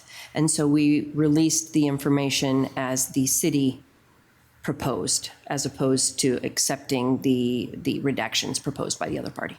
As part of our contract with him or with the company, did we say that we are going to hold back any of this information from the public? Anytime we are entering into an agreement and things like that, and there are provisions in there related to confidentiality or proprietary information, we indicate that that's subject to Iowa Code Section 22.7, which is the confidential records statute. And we indicate that we have an obligation under open records law to provide information or to be transparent, but there are those confidentiality provisions in the Iowa Code that we can work with them on in the event something is proprietary. But it is what I would call an interactive process, because we provide our position, we give it to them, they then have to take that, digest it, and they're not an Iowa corporation. They're located in another state. So they need to familiarize, in this case, themselves with the Iowa Open Records Law and the Confidential Records Statute, consult with their legal counsel, and navigate it on their end, and then they come back to us. And so we do go back and forth. We do try to let people know up front in the contracts that it is subject to the Iowa Open Records Law and specifically, the confidential records provision 22.7. Thank you. Briefly, Mr. Van Milligan, now, there was mentions of the amount you are authorized to sign on, quote unquote, on your own. And I know that we have something like $10,000, and some people have, some citizens, residents have mentioned that they think that maybe that you did things on your own, and how would you talk about that? Well, the reference in the city attorney's memo to the city manager's $500,000 authority, trying to find the exact where it is in the memo. So it says to enter contracts for services are $500,000 or less. So that's my authority. So it actually doesn't relate to this situation because I didn't enter into the contract. All I did was pay it because, as I said in my memo, we had a legal contract. The company was providing the services. They were not in default of the contract, so we had the legal obligation to pay the money. So that reference to the $500,000 really doesn't relate to this contract, because, I'm sorry, yes, to this contract, because it's not a contract that I entered into. What that references is I do have the authority that you can change, by the way, this is not a state law, that you can change. I have the authority to enter into contracts up to $500,000. Now, is that with council approval or? So the way it basically works is it's things that are in the city budget or in the amended budget. So yes, it's council approval. Brenna, you're going to add something. Well, there's that resolution, the 286-17 that I referenced, that was adopted by the City Council in 2017. That was an amendment to an earlier version, I want to say from 2007 or 2009, where those numbers were adjusted. But what it requires is anything that the city manager signs within the bounds of that resolution or that authority that you have granted him, it appears on your agenda then on the consent agenda under the signed contracts items. So that appears as a matter of routine on every council agenda. Thank you. And finally, I would just like to underline Mr. Leindecker's and Ms. Russell's remarks. And really, we have to emphasize, if we did everything in the process correctly, we need to change the process and look at it and see what we can do better, because we need to do better. Thank you, Mr. Mayor. Thank you. Ms. Bethel. Brenna, I think my first question is related to the spending limits discussion of the Airport Commission. So if we chose to, and I'm just going to throw out if we chose to say, if the Airport Commission makes a decision that is a funding mechanism for a contract or negotiation over, say, $10,000 or $20,000, we would like to review that. We can ask to review it, but we can't ask to govern it. Correct.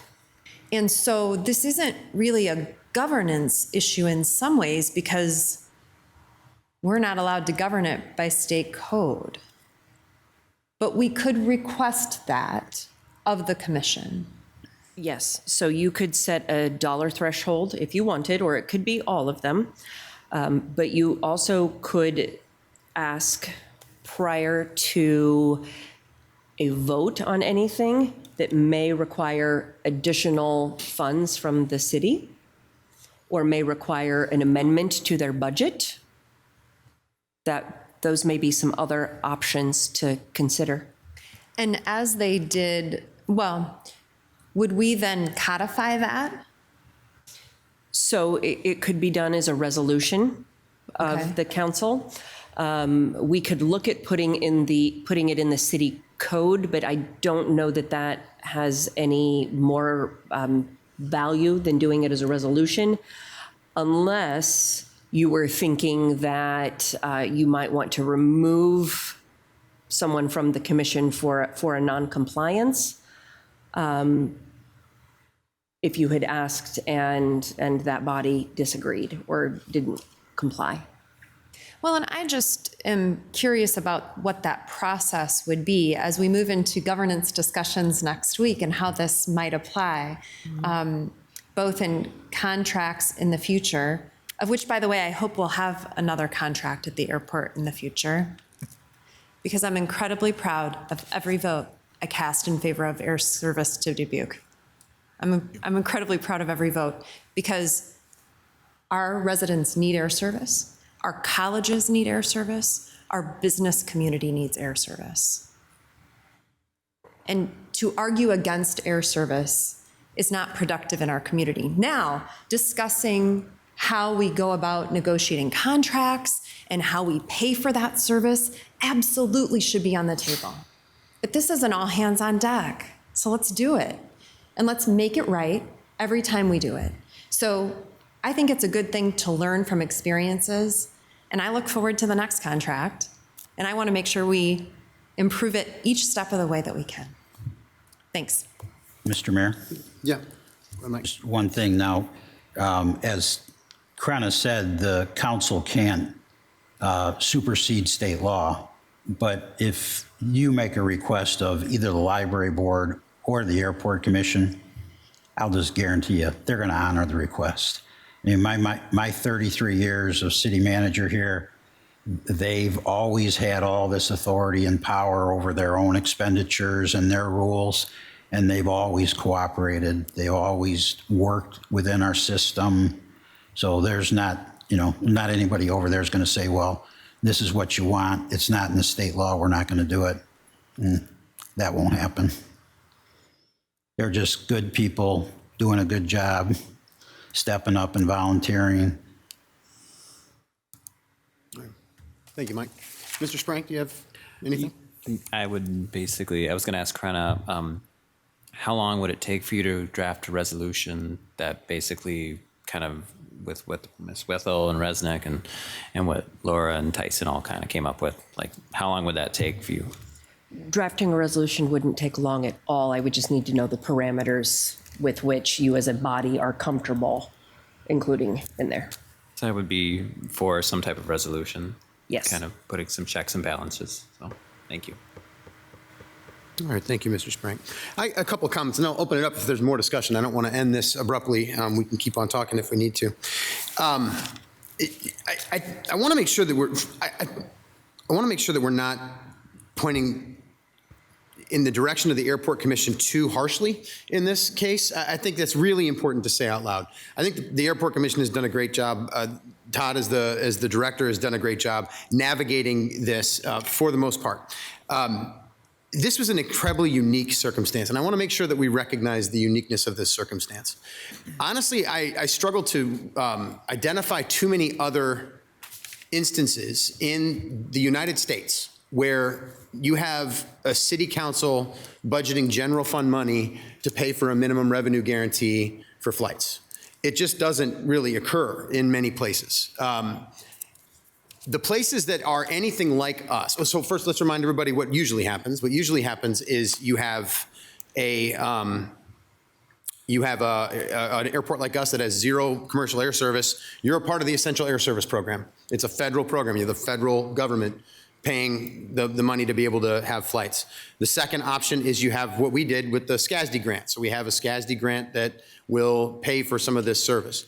Now, other airports do pay for MRGs, right, Todd, from their general fund, but to like add new flights after you've got a dozen flights already. Is that an accurate statement for the most part? With partnerships as well. Yeah. Yep. So the partnerships is the other piece I want to get to, because in places like us, where we have zero flights on the books and you have no service whatsoever, what is normally happening is you have a state that steps up to create a program to be able to have some sort of a consortium that will fund this type of thing, and you'd have a state helping to do that, or you have some sort of entity that is outside of the city government that steps up to fund the minimum revenue guarantee. So it might be a consortium of businesses or like a nonprofit organization that steps up to do these things. There might, and I should also add one other example. There might be more that I'm missing, but one other example would be a city government creates another tax to be able to have a specific tax that's for this purpose, not for anything else. It's for this purpose. Most of those things we can't do in the state of Iowa. We're not allowed to create new taxes to be able to do something like that. We don't have a state program that's helping to fund this. So we ended up in a really unique spot. I'm not as convinced as Ms. Wethel that we're going to end up in that spot again. I'm just not as convinced that we're going to have a scenario that comes to us as a city council and we have an airline that says, hey, we want a minimum revenue guarantee, and we're going to have a community that gets behind us to fund that with general fund money. Based on the conversation that we just had as in this last year, I'm not so sure that there's an appetite for that in our community. I could be wrong, and I'm happy to be proven wrong in moments like that. But I'm not so sure that I am wrong about that. So I think this circumstance that we're talking about is a really unique one. And I think it happened this one time. I don't know if it's going to happen again. Now, that doesn't mean we shouldn't learn from it. And I completely agree with what I'm hearing around the table here about what we need to learn from this. We do have a unique circumstance with the Airport Commission and the Library Commission, so and the Library Board of Trustees. And, you know, if we have this type of a situation happen where we need some more communication from them, then we should absolutely ask for that. But there are some things in this case that I think we need to point at ourselves more, as our city manager has done, to be able to say, this is what we did wrong. And I think there are some pretty clear explanations of that, and Mike put them in here in his memo for the most part. First and foremost is the openness about the initial contract. It absolutely makes sense now looking backwards, and honestly, I'm disappointed we didn't do it, to put the initial contract before us and the public and everybody to say, this is what it looks like, this is what we're getting into, this is what we need to expect from this. We absolutely should have done that. I completely agree. The second is the clarity and timing of the information that was shared with us as a city council, but then also with the public. And I think there's some blame that lies with Mike on this, as he has put forward. I also think there's some blame that lies with me as the mayor who puts things on the agenda. And I think that to have the clarity and the timing of the information about what we owed, when we owed it, how we owed it, all those things, I think we absolutely should have done a better job on that. And I have to agree with Mr. Resnick's case. We just need to do better on that. I, for one, am definitely going to learn from that. I believe that Mike is as well in this case. And I think we should as a city council. Like, these are the types of questions that we should be asking as we go through these processes and are looking at something like this. The third is something we haven't really talked about yet, but it's deadlines with a FOIA request. That's another piece of this, and I think that if we did one thing wrong here with the FOIA request timeline, it was we didn't set strict enough deadlines with our partner in Denver Air in having this discussion with them. We could have done that and said, listen, this can't drag out months and months and months. We together need to agree, this is going to be, we're setting a deadline of, I don't know, 6 months, you know, or not 6 months was what it was, sorry. 2 months, 3 months of this is how much we're going to go back and forth before we answer these FOIA requests, because there's an expectation from a public resident who puts in a FOIA request, or the newspaper who does so, the news media, and we need to meet those expectations. And I think we've learned here from this particular situation that we could do a better job of that. There is a back and forth that occurs. Krenna, you're absolutely correct about that. We've seen that with FOIA requests. And I think it's important that the public does recognize that we can't just dump all the information out there. It needs to be done in a process that is, that looks at that information and makes sure that we're getting the right information to people when they ask for it. However, we can work on doing it more quickly. And I think we can do it with better limits and deadlines for the partners that we're working with in doing that. So we can do those things together. I think there are definitely some other things to learn in this process, but it doesn't, you know, nothing about this says that we don't need air service. Nothing about this says that we necessarily went about this process in a way, I mean, we weren't perfect. Absolutely. We absolutely weren't perfect. And I don't think we should be expected to be perfect, frankly. Nobody else is. So why should we all expect that, or anybody expect us to be perfect in this? However, we should be expected to learn from the mistakes that we've made and be able to make some improvements on those going forward. And I think we will from this. I do hope that I do think that there will be opportunities for more flights in the future. I absolutely do think that. And I think that they potentially could come sooner than we realize. It just is all based on some market forces that we don't really have control of. But when those things do arise, you know, hopefully we can use this discussion and then talk to the rest of our community and say, how do we want to get this done? Because the bottom line is when we have an airport with no flights, a minimum revenue guarantee is going to be demanded by an airline. That's just the way the whole system works. So somebody's got to pay for it. And I can tell you, and I'll share a little more information later tonight about my conversations with our federal partners, there's no appetite at the federal government level to pay anything more than what they're doing. There's no appetite to open the Essential Air Service program. There's zero appetite to increase any funds in the SCASD program. There's minimal appetite to create something new that would pay for any sort of a minimum revenue guarantee for flights. So our federal government is unlikely to assist us in this through paying of an MRG.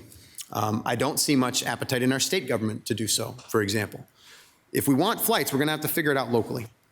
And if that means that people do want us as a city and their government to do this, then we can entertain these things that we're talking about. But I think it's going to be more coming up with another method to get it done. So those are the things that I'll say to this. I think we can learn from this, and I think we will. But that's kind of where I sit with it now. But happy to entertain any other thoughts or questions that we do have. Mr. Staver. Yeah, I had one more question because I'm not completely clear on, so I guess it's for Krana. So can the Airport Commission can enter into contracts that exceed the budget that we allow to them or not? So, for example, in this case, the contract was entered in the middle of a budget. Mm-hmm.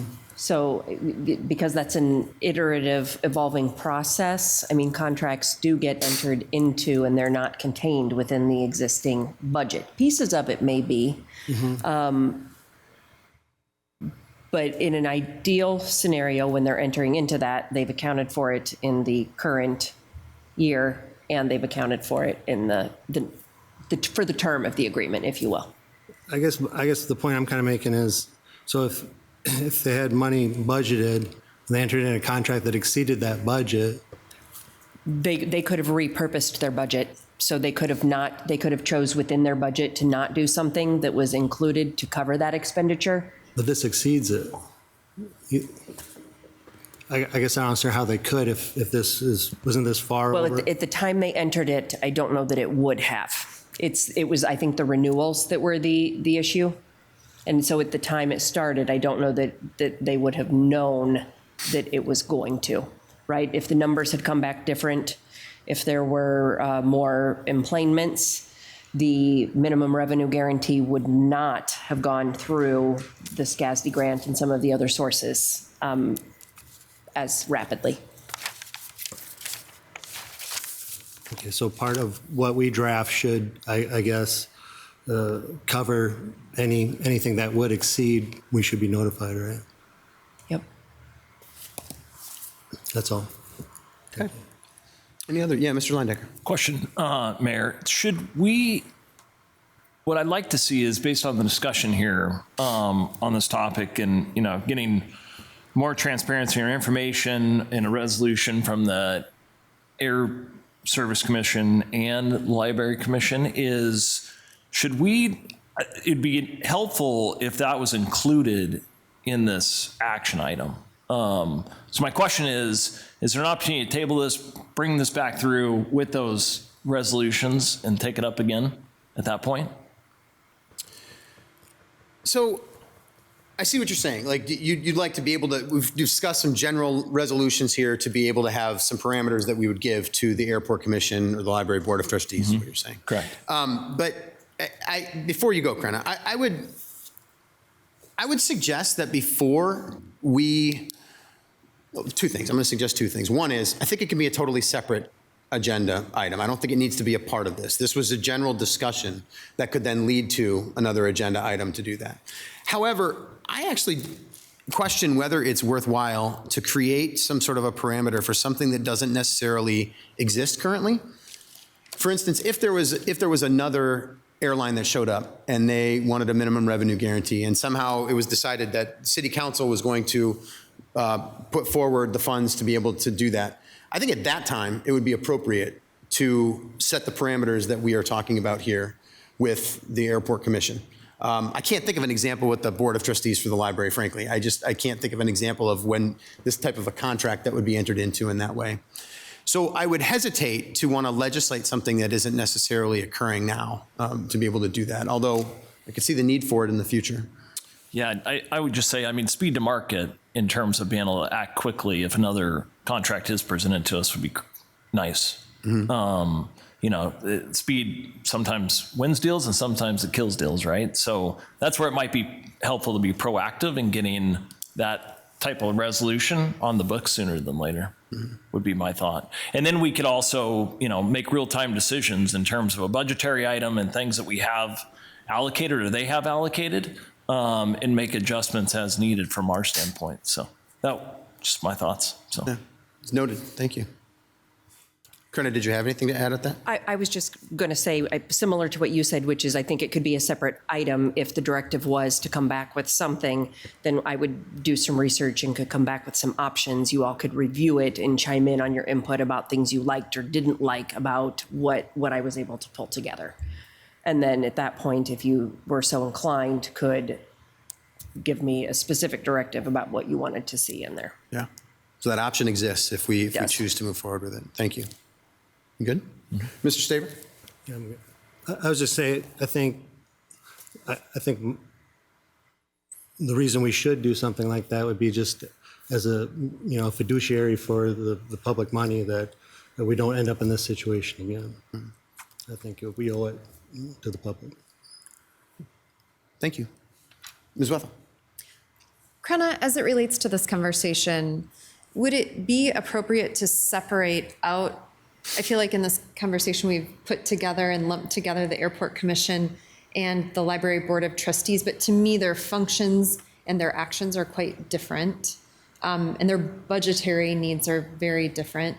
And so I would suggest that if we were going to do something, I don't see how it quite applies in the same manner.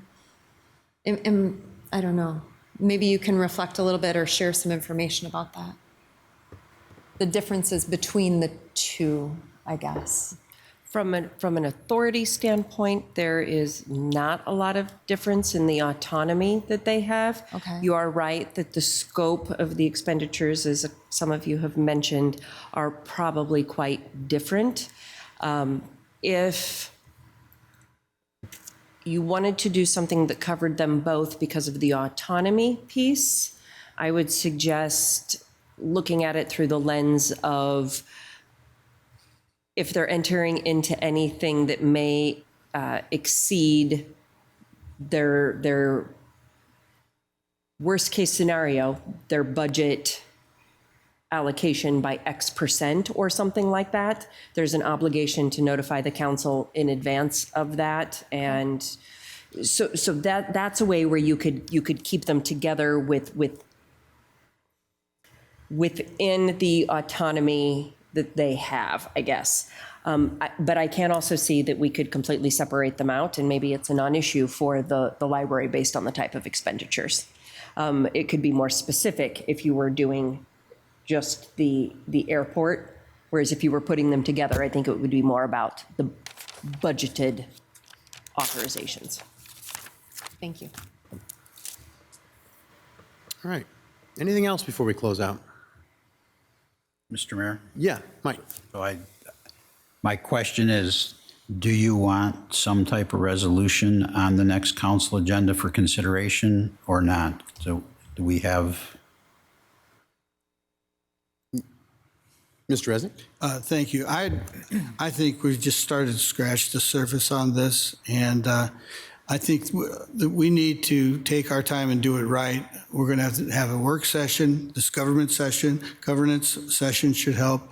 We really need to think about this, and I don't know how to vote if it came to us on the next, on the next agenda after. We need to talk about.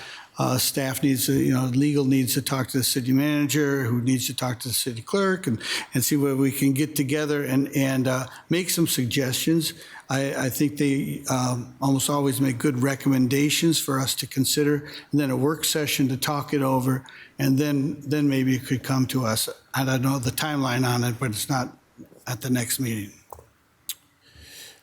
Yeah, Mr. Landick. Yeah, I agree with Mr. Resnick on that. I think it's important that we get this right. And going back to the separation, as we think about drafting these going forward and think about the separation from the library and the air service, I think the whole key is, and they should be separated, but I think the whole key is we talk a lot about transparency in our process and how we do things and what we approve and how we look at things. And I think that if we get this correct, which I do believe we can get this correct, is we can increase that level of transparency and show people and the taxpayers ultimately what that looks like and the residents. And so I think that would be extremely impactful. So I think it's important that we get it right. Thank you, Mr. Leyendecker.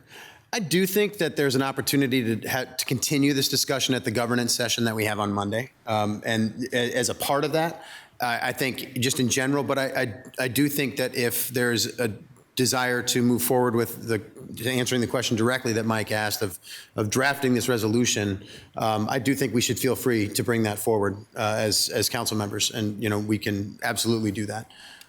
So I think the discussion continues for right now, but to directly answer your question, not at this time, Mike, not on the next agenda to be doing this, which would be in 2 weeks, right?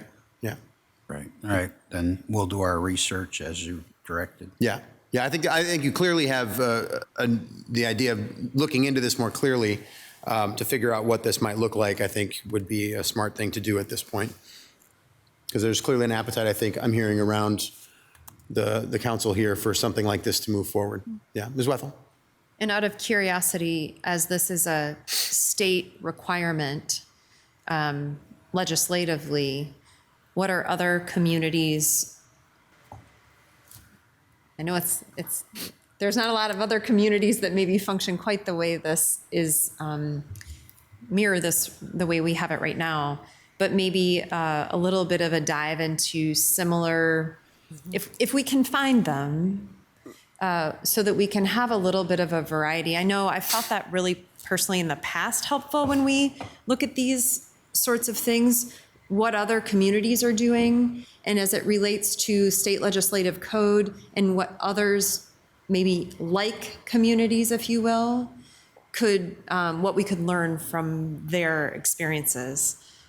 I know our airport's different than the next airport and the next airport, though. So, well, there are similarities in Iowa. So Des Moines and Cedar Rapids are authorities, and I guess I've got to double check, but I'm assuming the other commercial airports, your Fort Dodge, your Mason City, Burlington, Waterloo, Sioux City, I believe there could be some similarities there that we could draw from and bring back as examples, and they follow state code, of course. So right.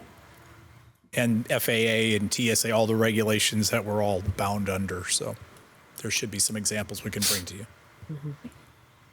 I was going to say something very similar, which is that there's different structures in Iowa, but we can identify which have a similar structure to us and then research how they handle this type of situation.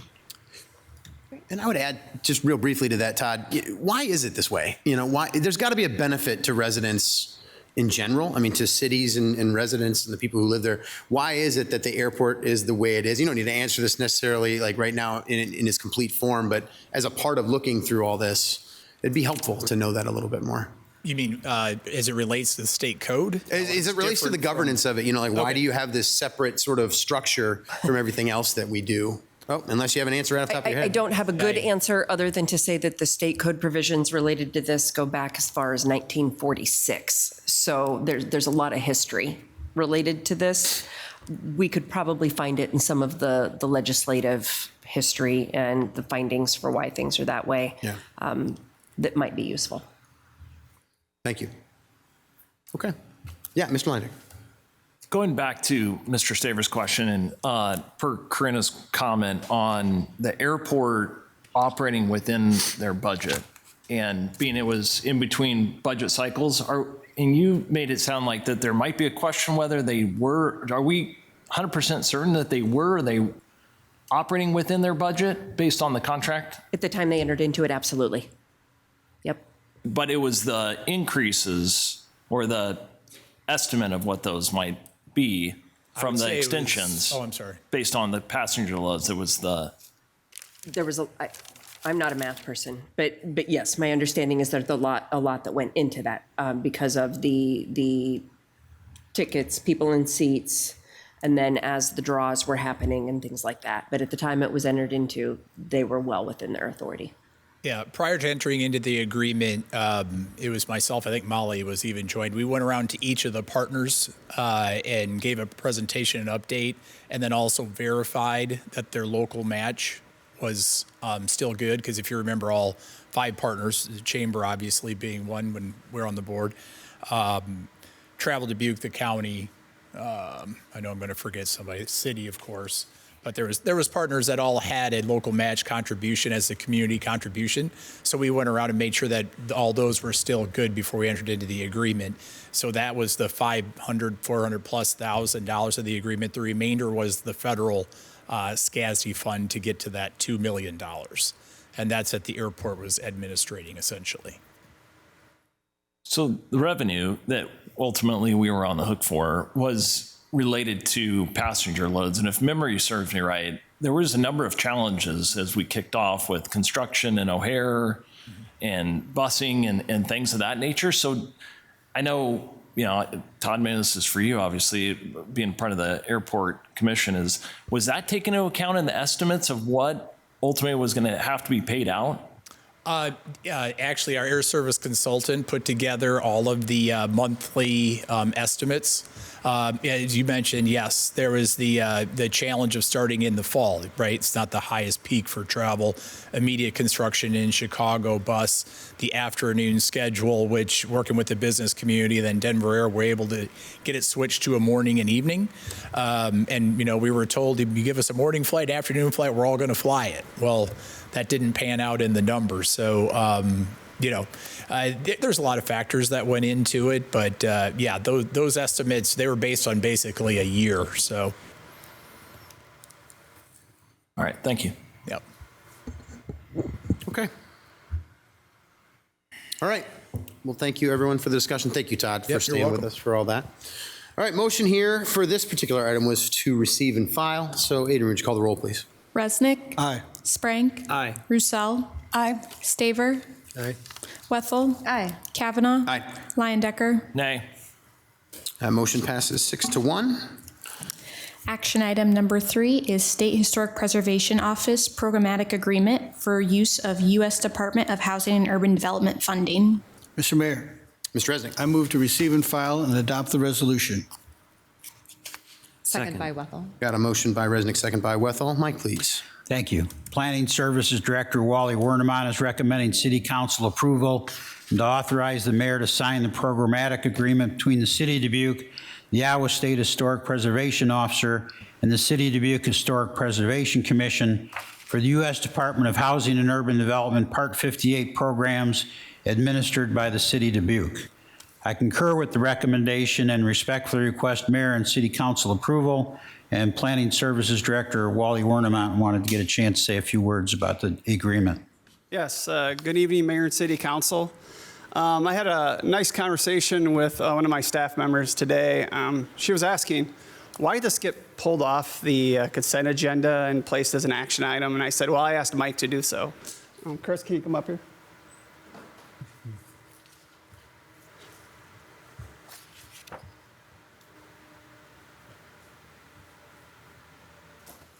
So this item is before City Council due to the dedicated efforts of Chris Happ-Olson, whose leadership and persistence were key to completing this longstanding initiative.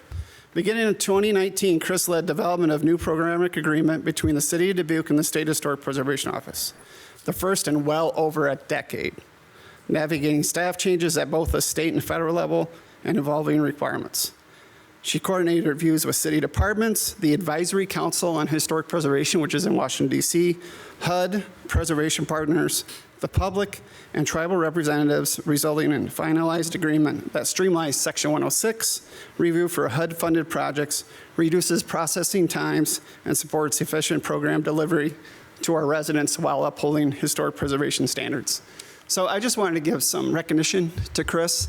This is a big deal, okay? So we used to have a program agreement about 15 years ago, and some of the organizations were abusing that programmatic agreement. So HUD decided no one in the state of Iowa gets an agreement. We're all going to go back to when we review historic preservation for federal funded projects, you're going to prepare documentation, send it to the State Historic Preservation Office, and we're going to wait 30 days. And it's a timeline that's really slowed down the process. So Chris, on her initiative, said, you know what, we need to get back into this and try to get a program agreement. The State of Historic Preservation Office of Iowa recognizes the great work that we do here at the City of Dubuque, and they said, you know what? You guys have always been doing it right. We're going to let you have one. So we're the only one in the state of Iowa that'll have a program agreement at the CDBG level at this time, and I just think it's all the efforts of Chris. So just wanted to bring that up.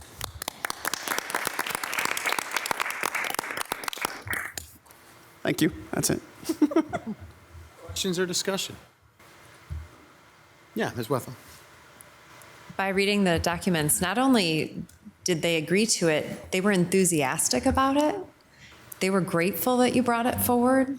At least that was my impression. And I know you can't take impressions over email, but a little bit, I think in this you could. They were really grateful, I think, for you bringing it to their attention that this could be something that we were ready to do. So congratulations on getting it done, and thank you for getting it done. Yes, Chris Happ Olson, Assistant Planner. Thank you, Wally, for a normal person here. Yeah. Speaking of the, we did go out and talk to, we attempted to reach out to different tribes. We reached out to the different agencies we're working with. They were excited about being able to get that implemented.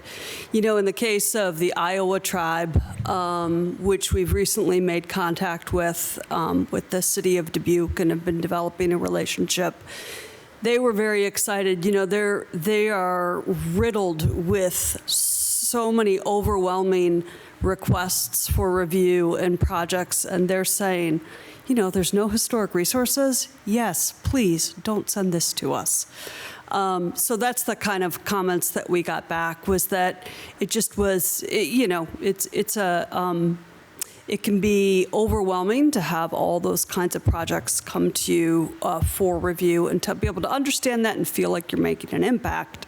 So when we're dealing with resources that are not historic, when we're not digging underground and potentially disturbing resources underground, it really makes sense with those simple projects to just keep moving forward and then report back so we can work better together with our Housing and Community Development Department and the State Historic Preservation Office.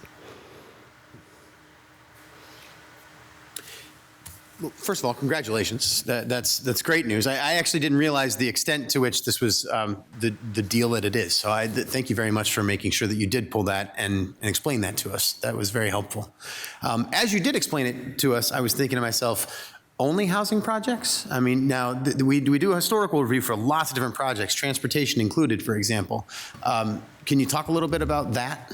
Yeah, so the program agreement is just for HUD-funded programs that are through the Housing and Community Development Department. So these are the types of funds, for instance, lead grant funds, healthy homes, anything that community development block grant funding touches, and anything that requires a federal permit. So for a Section 106 review, that requires that there's a historic preservation consultation that gets involved with anything with federal funding or a federal permit.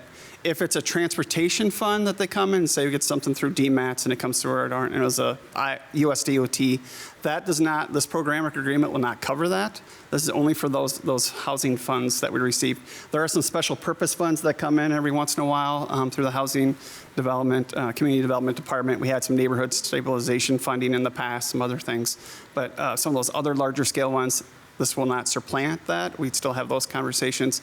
And sometimes program agreements do come out of those larger scale projects. For instance, the B Branch project, we had a separate program agreement for that. That was written specifically with multiple partners with that great project. So, gotcha. Thank you. All right. Well, thank you both for being here to explain that to us and to everyone. So really appreciate it. Okay. Thanks. All right, the motion here is to receive and file, adopt this resolution. Adrian, would you call the roll, please? Resnick. Aye. Sprank. Aye. Roussel. Aye. Staver. Aye. Wethel. Aye. Kavanaugh. Aye. Lyon Decker. Aye. That motion passes 7-0. Action item number 4 is Merge LLC, Port of Dubuque LLC, termination of development agreement. Mr. Mayor, Mr. Sprank. I motion that we receive and file and adopt the resolution.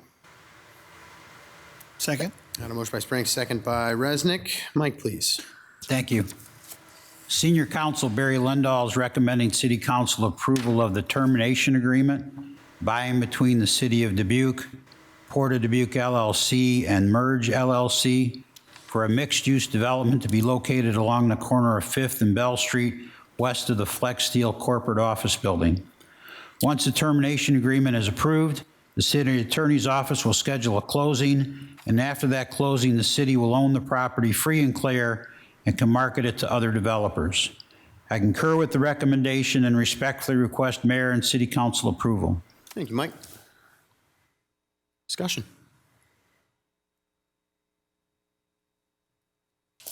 All right.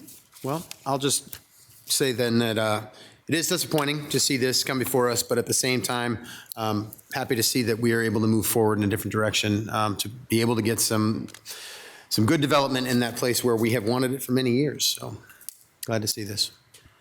All right.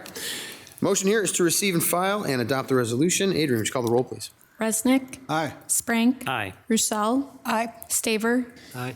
Wethel. Aye. Kavanaugh. Aye. Liondecker. Aye. Motion passes 7-0. Action item number 5 is proceedings to complete action for the issuance of $2,330,000 Water Revenue Capital Loan Notes Series 2026 State Revolving Loan Fund Program, North English Road Water Main. Mr. Mayor, Ms. Roussel. I move to receive and file and adopt the resolution. Second by Wethel. Motion by Roussel, second by Wethel. Mike, please. Thank you. Chief Financial Officer Jennifer Larson is recommending City Council approval of the suggested proceedings to complete action required for the $2,330,000 Water Revenue Bond Series 2026 State Revolving Loan Fund Program, North English Road Water Main, prepared by Bond Council, and to present a resolution for City Council to adopt entitled Series Resolution Authorizing and Approving a Loan and Disbursement Agreement and providing for the issuance of $2,330,000 water revenue bonds, Series 2026, and other documents related to the Series 2026 bonds. The City of Dubuque is looking to address necessary improvements associated with its water distribution system. These improvements will address water resiliency, reduce bottlenecks, improve water storage and pumping at key locations throughout the community to support the existing customer base and prepare the city for increased demand associated with the existing and new customers. The project will also assist the city's need to reduce and better manage dead-end water mains and other areas where the water age and water quality can suffer due to lack of circulation. The North English Road Water Main Extension at the west terminus of the Southwest Arterial Water Main Extension creates a path for a future loop and connection of pressure zones 3 and 4, when in later phases it can extend to English Mill Road and then south from there to the English Mill Pump Station. The State Revolving Fund loan will have an interest rate of 2.9%, maturity date of June 1st, 2045, and will be abated from the Water Fund. I concur with the recommendation and respectfully request Mayor and City Council approval. I would like to, though, Jennifer, when I say here the loan will have an interest rate of 2.9%, there's also a SRF fee, isn't there? What is that? And a 0.25% SRF fee to the Iowa Finance Authority. Thank you, Mike. Questions or discussion? Mr. Resnick. Just briefly, Mr. Van Milligan, I mean, this has been it's part of our long-term goal, and it's also been boosted by the development needs and the businesses and people who would like to live in these areas that are currently, we don't have good water service. Is that correct? Yeah, so it is part of our long-term plan. And our ultimate goal is to, as it says, to create a connection of 2 of our pressure zones. And it also, so that improves our water circulation and our water redundancy. So if there is a failure somewhere where you can still access water. And yes, it will serve an area of our community that we see our growth going to because of the construction of the Southwest Arterial, but that's not the main purpose of it. Okay. Thank you for that. Thank you, Mr. Mayor. Any other discussion? All right, motion here is to receive and file and adopt the resolution. Adrian, would you call the roll, please? Resnick. Aye. Sprague. Aye. Roussel. Aye. Staver. Aye. Wethel. Aye. Kavanaugh. Aye. Lyon-Decker. Aye. Motion passes 7-0. Action item number 6 is proceedings to complete action for the issuance of $14,643,000 sewer revenue bond series 2026 state revolving loan fund program Old Mill Road Lift Station Project Phase 2. Mr. Mayor, Mr. Sprague. I motion that we receive and file and adopt the resolution. Second by Wethel. Motion by Sprague, second by Wethel. Mike, please. Thank you. Chief Financial Officer Jennifer Larson is recommending City Council approval of the suggested proceedings to complete action required for the $14,643,000 sewer revenue bond series 2026 state revolving loan fund program Old Mill Road Lift Station Project Phase 2, prepared by Bond Council, and to present a resolution for City Council to adopt entitled Series Resolution Authorizing and Approving a Loan and Disbursement Agreement and providing for the issuance of $14,643,000 sewer revenue bonds, Series 2026, and other documents related to the Series 2026 bonds and amending certain provisions. The Old Mill Road Lift Station and Force Main Project is the first of several improvements that are needed within the Catfish Creek Interceptor sewer system to provide adequate capacity to serve existing and future development within the city and to allow for future additional flow from future growth areas. Once constructed and in service, the 20 million gallon per day Old Mill Road Lift Station will intercept over 80% of the flow which is currently conveyed to the undersized 8 million gallon per day Catfish Creek Lift Station. With a reduction in flow coming from the Catfish Creek Interceptor system west of end of town, the Catfish Creek Lift Station will then be primarily dedicated to the Key West area and the growth areas along U.S. Highway 151-61 to the airport, which is served by the Granger Creek Interceptor sewer.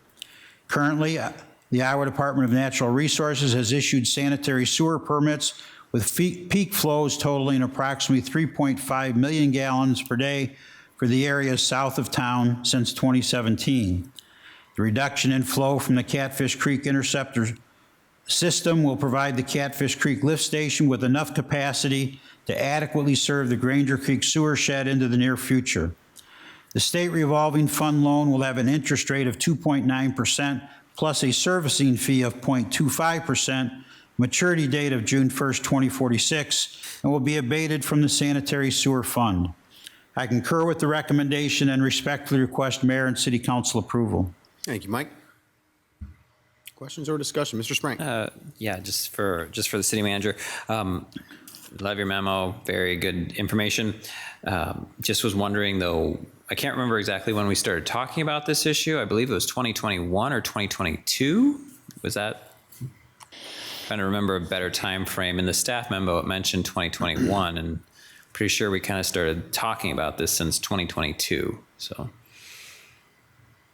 that's well. I think it started being discussed, I would actually say, before then. I think that's probably more referencing, it's probably more referencing when it started getting budgeted.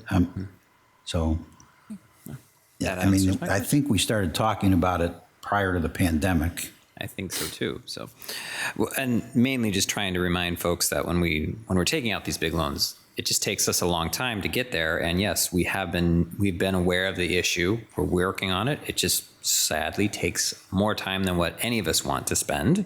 So I'm just glad that we're moving forward on it. So thank you.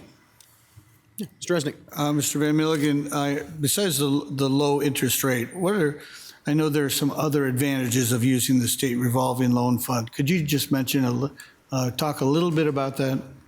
Sure. Well, the low interest rate, let's not downplay that. I mean, that's a massive advantage. But also the term. So you can get a 20-year fixed rate. It also allows for the planning phase of a project, that the first 3 years of a loan related to planning phase is 0 interest.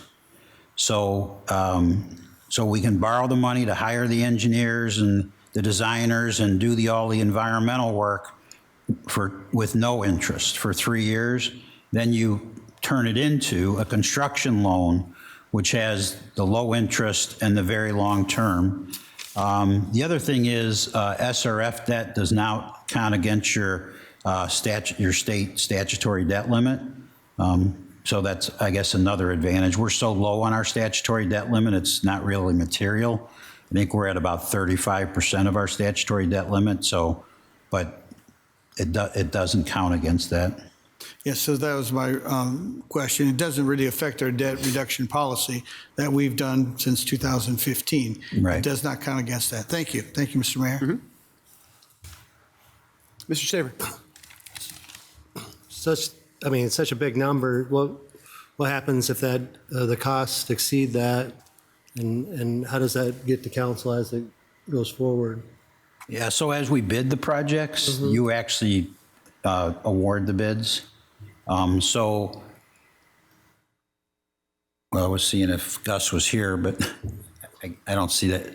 Oh, I'm sorry, he's in the back, so he can hear us. So he's probably going to pop out of that door right now. Okay. But yes, so it kind of works two ways. So we actually will award bids before you authorize the debt because you've already agreed in the budget that that's how we're going to pay for it.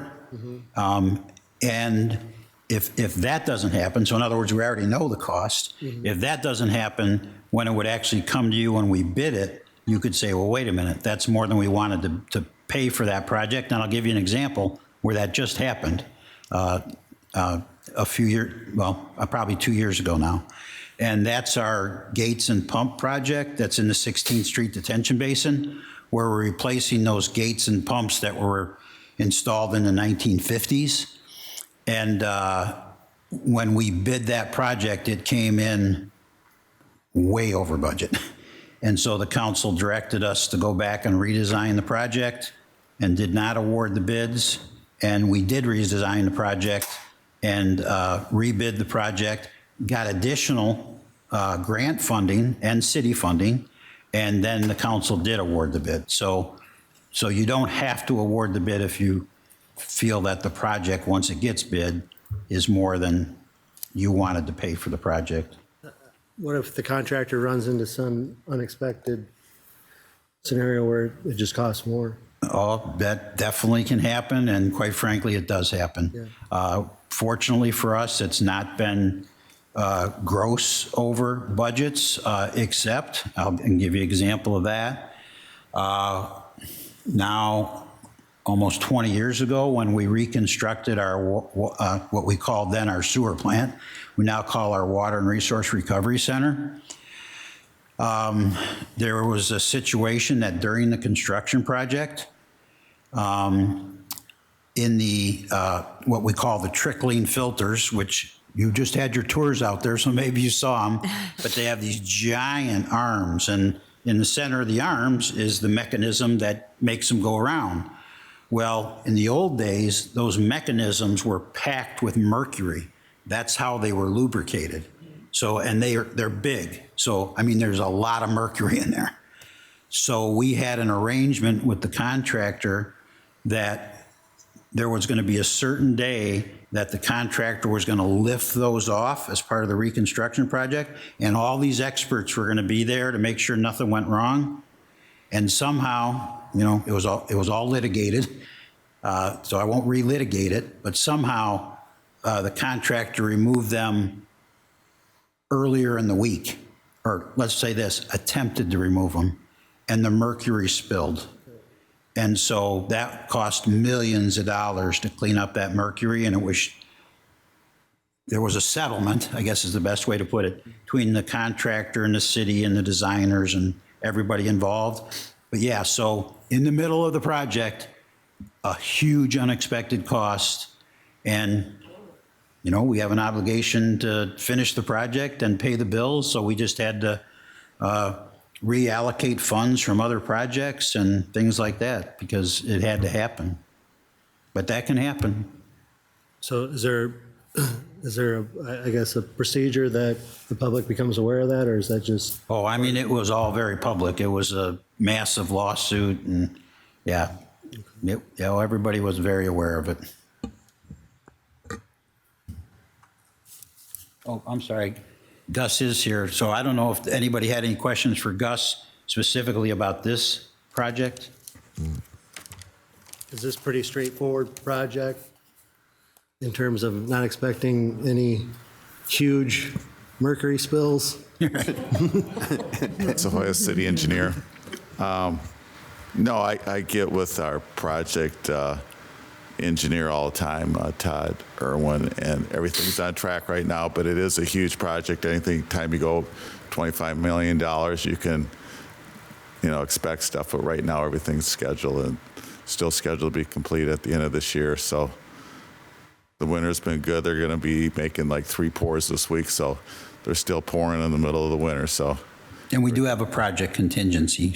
Yes, we do. So it's usually 10% or so. Oh, okay. So everything's going okay so far. Sounds good. Here's the wood. I'll knock on the wood. All right. Any other questions? All right. Thank you. Thank you, Gus. All right. Motion here is to receive and file and adopt the resolution. Adrian, would you call the roll, please? Resnick. Aye. Sprague. Aye. Roussel. Aye. Staver. Aye. Wethel. Aye. Kavanaugh. Aye. Leyendecker. Aye. Motion passes 7-0. Action item 7 is ordinance updates following state first Pagliai. Mr. Mayor, Ms. Roussel. I move to receive and file, and further move that the requirement that a proposed ordinance be considered and voted on for passage at 2 council meetings prior to the meeting at which it is to be finally passed be suspended. Second? Motion by Roussel, second by Resnick. Mike, am I coming to you for this one? Yes. Okay. Thank you. Assistant City Attorney Jason Lehman is recommending City Council adopt the updates to Ordinance Section 141 and 142 to add provisions allowing for the assessment of court costs on dismissed cases. A recent decision by the Iowa Supreme Court impacts the city's prosecution of simple misdemeanor and traffic cases. This recommendation updates the city ordinance to comply with the court's ruling while maintaining prosecutorial discretion and minimizing the burden on taxpayers. On January 9, 2026, the court ruled that district courts lack statutory authority to assess court costs against defendants in criminal or traffic cases when those cases are dismissed. The Supreme Court decision directly affects the city's prosecution of traffic offenses and simple misdemeanors. Plea agreements regarding those offenses have been common practice throughout the state, including in cases prosecuted by the City of Dubuque, as well as those prosecuted by Dubuque County. A common plea agreement would require the defendant to complete a defensive driving course through a certified provider in exchange for dismissal of the citation at the defendant's cost. In that situation, the traffic citation would be dismissed and the defendant would be billed $55 from the clerk of courts for court costs. As the law currently stands, the city would have to pay those court costs. I concur with the recommendation and respectfully request Mayor and City Council approval. Thank you, Mike. Questions or discussion do we have? Ms. Roussel. I just wanted to add that it certainly makes sense to update our city ordinance to comply with the court's ruling and certainly to minimize the burden on our taxpayers. So, Krenna, the court ruled that that we lack statutory authority to do this, but we could do it if the legislature decided to give us that authority, correct?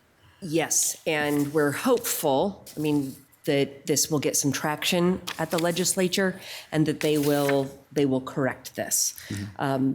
It has already been talked about by the League of Cities. I, in particular, reached out to them just in case, because I wasn't certain if anybody else had, and said, please tell me this is being talked about. There needs to be a fix to this, because really, this does a disservice to tons of people that we see on a regular basis. We let people take that defensive driving course once every 6 years as an opportunity to keep both their driving record clean, but it also helps them with their insurance as well. And particularly, I mean, for the young drivers, if they get a ticket, it's a nice intervention to have as well to kind of get them the reminder that, hey, this is a serious responsibility. It's a privilege, not a right here. And we can kind of get them back on the right path. So we definitely want to maintain this, and we're really hoping for a legislative fix. All right, well, thank you very much for that information. Okay. See no other questions or discussion. Motion here is to receive and file, waive the 3 readings. Adrian, would you call the roll, please? Resnick. Aye. Sprank. Aye. Roussel. Aye. Staver. Aye. Wethel. Aye. Kavanaugh. Aye. Leyendecker. Aye. Motion passes 7-0. Mr. Mayor, Ms. Rousseau. I move final consideration and passage of the ordinance. Second? Got a motion by Rousseau, second by Resnick. Adrian, would you call the roll, please? Resnick. Aye. Sprank. Aye. Roussel. Aye. Staver. Aye. Wethel. Aye. Kavanaugh. Aye. Leyendecker. Aye. That motion passes 7-0. Action item number 8 is mobile food vendor ordinance and related transient merchant amendments. Mr. Mayor, Ms. Rousseau. I move to receive and file, and further move that the requirement that a proposed ordinance be considered and voted on for passage at 2 council meetings prior to the meeting at which it is to be finally passed be suspended. Second by Sprank. Got a motion by Rousseau and a second by Sprank. Just a quick note, a question here, Krenna. When there's 2 ordinances at the same time, that doesn't change the language that the motion, that we need in the motion, right? Requirement that, Is. It needs to be plural for sure. so Ms. Rousseau, yeah, you know, I move that. you don't have to say the whole thing again, but do you want to say ordinances instead of ordinance? The requirement that the proposed ordinances be considered. Yes, thank you. All right, thank you. That. And Mr. Sprank will second. Okay, thank you very much. Adrian, coming to you. Thank you. City staff established a mobile food vendor agreement and permit application process in 2019, requiring mobile food vendors operating on public property to obtain a mobile food vendor license. Mobile food units, commonly known as food trucks, push carts, or temporary stands, fall under the definition of mobile food vendors. This process was implemented as a policy rather than codified in city code, which limited enforcement capabilities. Concerns raised by the police department about enforcement prompted renewed discussions on codifying it. While enforcement issues with current mobile food vendors have been minimal, staff recognize the need to be proactive by codifying clear procedures to ensure staff can effectively address any future violations. Over several months, staff reviewed the existing permit application process and other Iowa City codes to determine which provisions to retain and what new elements to add. This review provided a strong foundation for drafting the ordinance, which introduces additional regulations to enhance public safety, accessibility, and operational standards, while granting vendors new privileges such as an appeal process and expanded operational hours. It is worth noting that codifying mobile food vendor requirements is standard practice among many Iowa cities. Key updates in the ordinance include all mobile food vendors operating within city limits, whether on public or private property, must obtain a permit. The previous policy only required those operating on public property to obtain a permit. Adds exemptions including activities such as grilling by permanent food establishments on their premises, bake sales, concession stands, and fundraising events by youth groups, operations by nonprofits, churches, schools, permitted special events, and permitted farmers markets. Expands grounds for license denial to include failure to maintain a valid city or state food service license and repeated violations not corrected within required timeframes. Establishes an appeal process that aligns with the city clerk's office procedures for most other licenses and permits. Modifies vendor operations from 6:30 a.m. to 10 p.m. Sunday through Thursday and until midnight on Fridays and Saturdays. Previously, vendors could only operate until 10 p.m. daily, but we extended weekend hours to align with the city's noise ordinance. Prohibits mobile food vendors from selling alcoholic beverages. The previous policy indicated that vendors could sell alcoholic beverages as part of a permitted special event, but permitted special events are exempt from mobile food vendor requirements under this ordinance. Removes vague site-specific restrictions and clarifies that vendors must not obstruct public rights-of-way or city property. City staff may require immediate relocation if these conditions are violated. indicates that allowing a mobile food unit on private property makes the property owner responsible for compliance with performance standards, pedestrian safety, and emergency access. Noncompliance may result in enforcement actions and penalties. After finalizing the ordinance, staff shared it with all known mobile food vendors operating within city limits, including those not currently licensed. No feedback was received. As part of the process of adopting the mobile food vendor ordinance, staff also updated Title IV, Chapter 5, Article B on transient merchants to clarify that licensed mobile food vendors are exempt from transient merchant requirements. In addition, exemptions were added that align with those in the mobile food vendor ordinance, ensuring consistency. I respectfully request that the mayor and city council adopt the ordinance adding mobile food vendors to the city code and adopt the ordinance amending exemptions for transient merchants. Thank you, Adrian. What questions or discussion do we have? Mr. Resnick. Thank you, and that all sounds good. I hear from citizens sometimes that, especially those who own brick and mortar stores, that they understand that these are conveniences for event goers. These mobile stands, but is the fee level does it roughly compensate? I don't know what the fees are, and maybe they're sliding, but roughly compensate for not paying what brick and mortar costs are. Anyway, this is a response that I get, and if there's more and more of them, then it's tough, in the food business, so I'm just asking that question. Sure. In terms of fees related to brick and mortar, I'll say that it'll often determine on the scope of that brick and mortar location. For example, if a brick and mortar location does sell alcohol, having a retail alcohol license will require additional licensures and fees that a mobile food vendor unit wouldn't have. So I feel like it's a little challenging to quantify these specific costs and comparisons related to it. I will note the current fees for mobile food vendor license. We have our annual license and a 6-month license. The annual license is $100. The 6-month license is $50.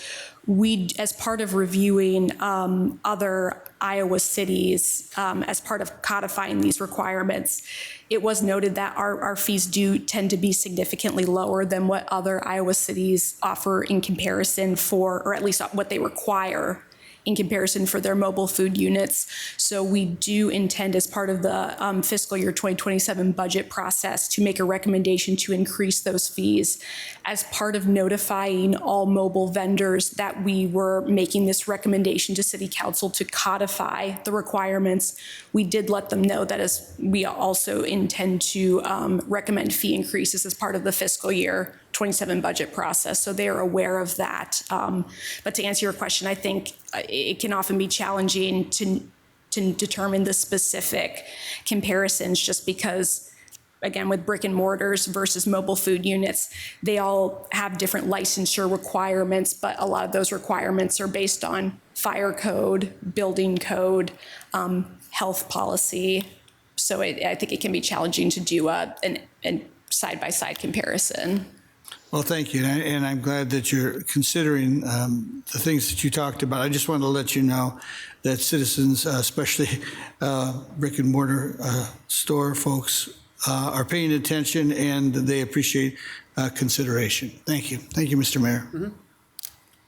I guess I would say, I think on the food licensing for brick and mortar, it's pretty straightforward. It's a sliding scale based on your annual sales. So, as a side-by-side comparison, I think if you're at the top tier in a brick and mortar, it's about $500 for food. And then your alcohol is a separate license, obviously. But my question would be, so I'm a little on this, prohibits selling of alcoholic beverages with the mobile food vendors. Am I understanding this right? Unless they're at a special permitted event, then they can sell alcohol, or no?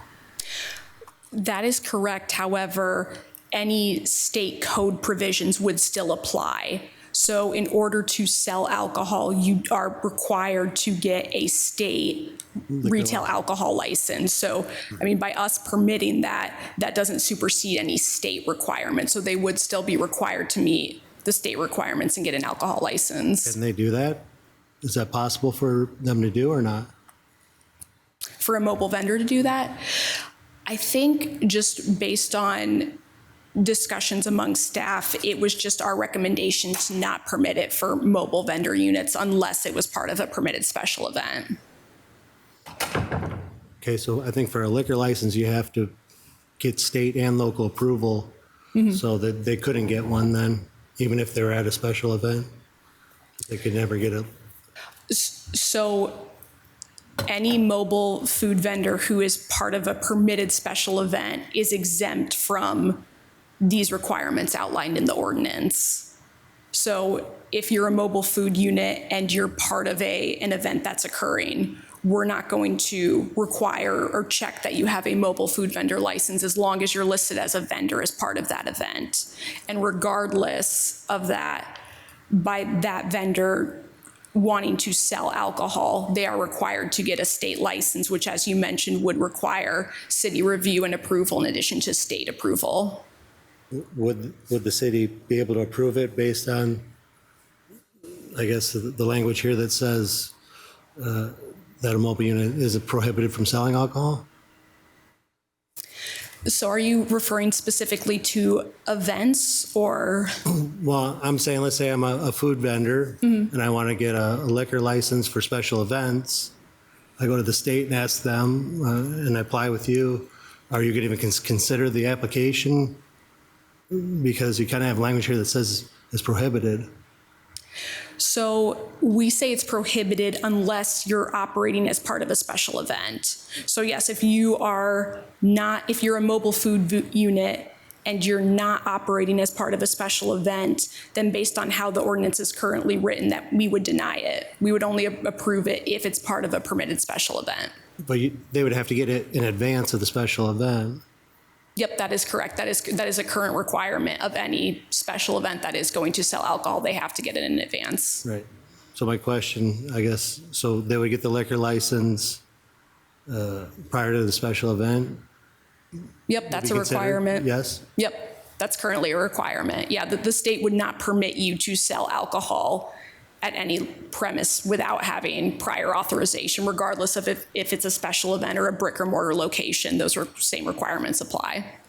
So the city would consider it with the understanding it would only be at special events or not? Correct. Okay. That's my only question. All right, other questions? Yeah, Mr. Landecker. So I do appreciate the thought process on being proactive with this ordinance and everything that goes along with it from that nature. I like the idea of expanding the timelines too, based on festivities and things that are happening, especially during our summer months.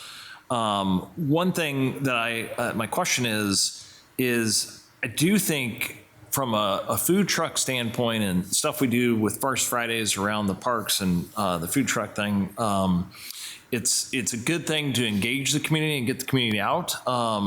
And in terms of just process, from what we do today to approve and get food trucks out and about to what we're going to, is there any additional time that's going to take or delays in that application process?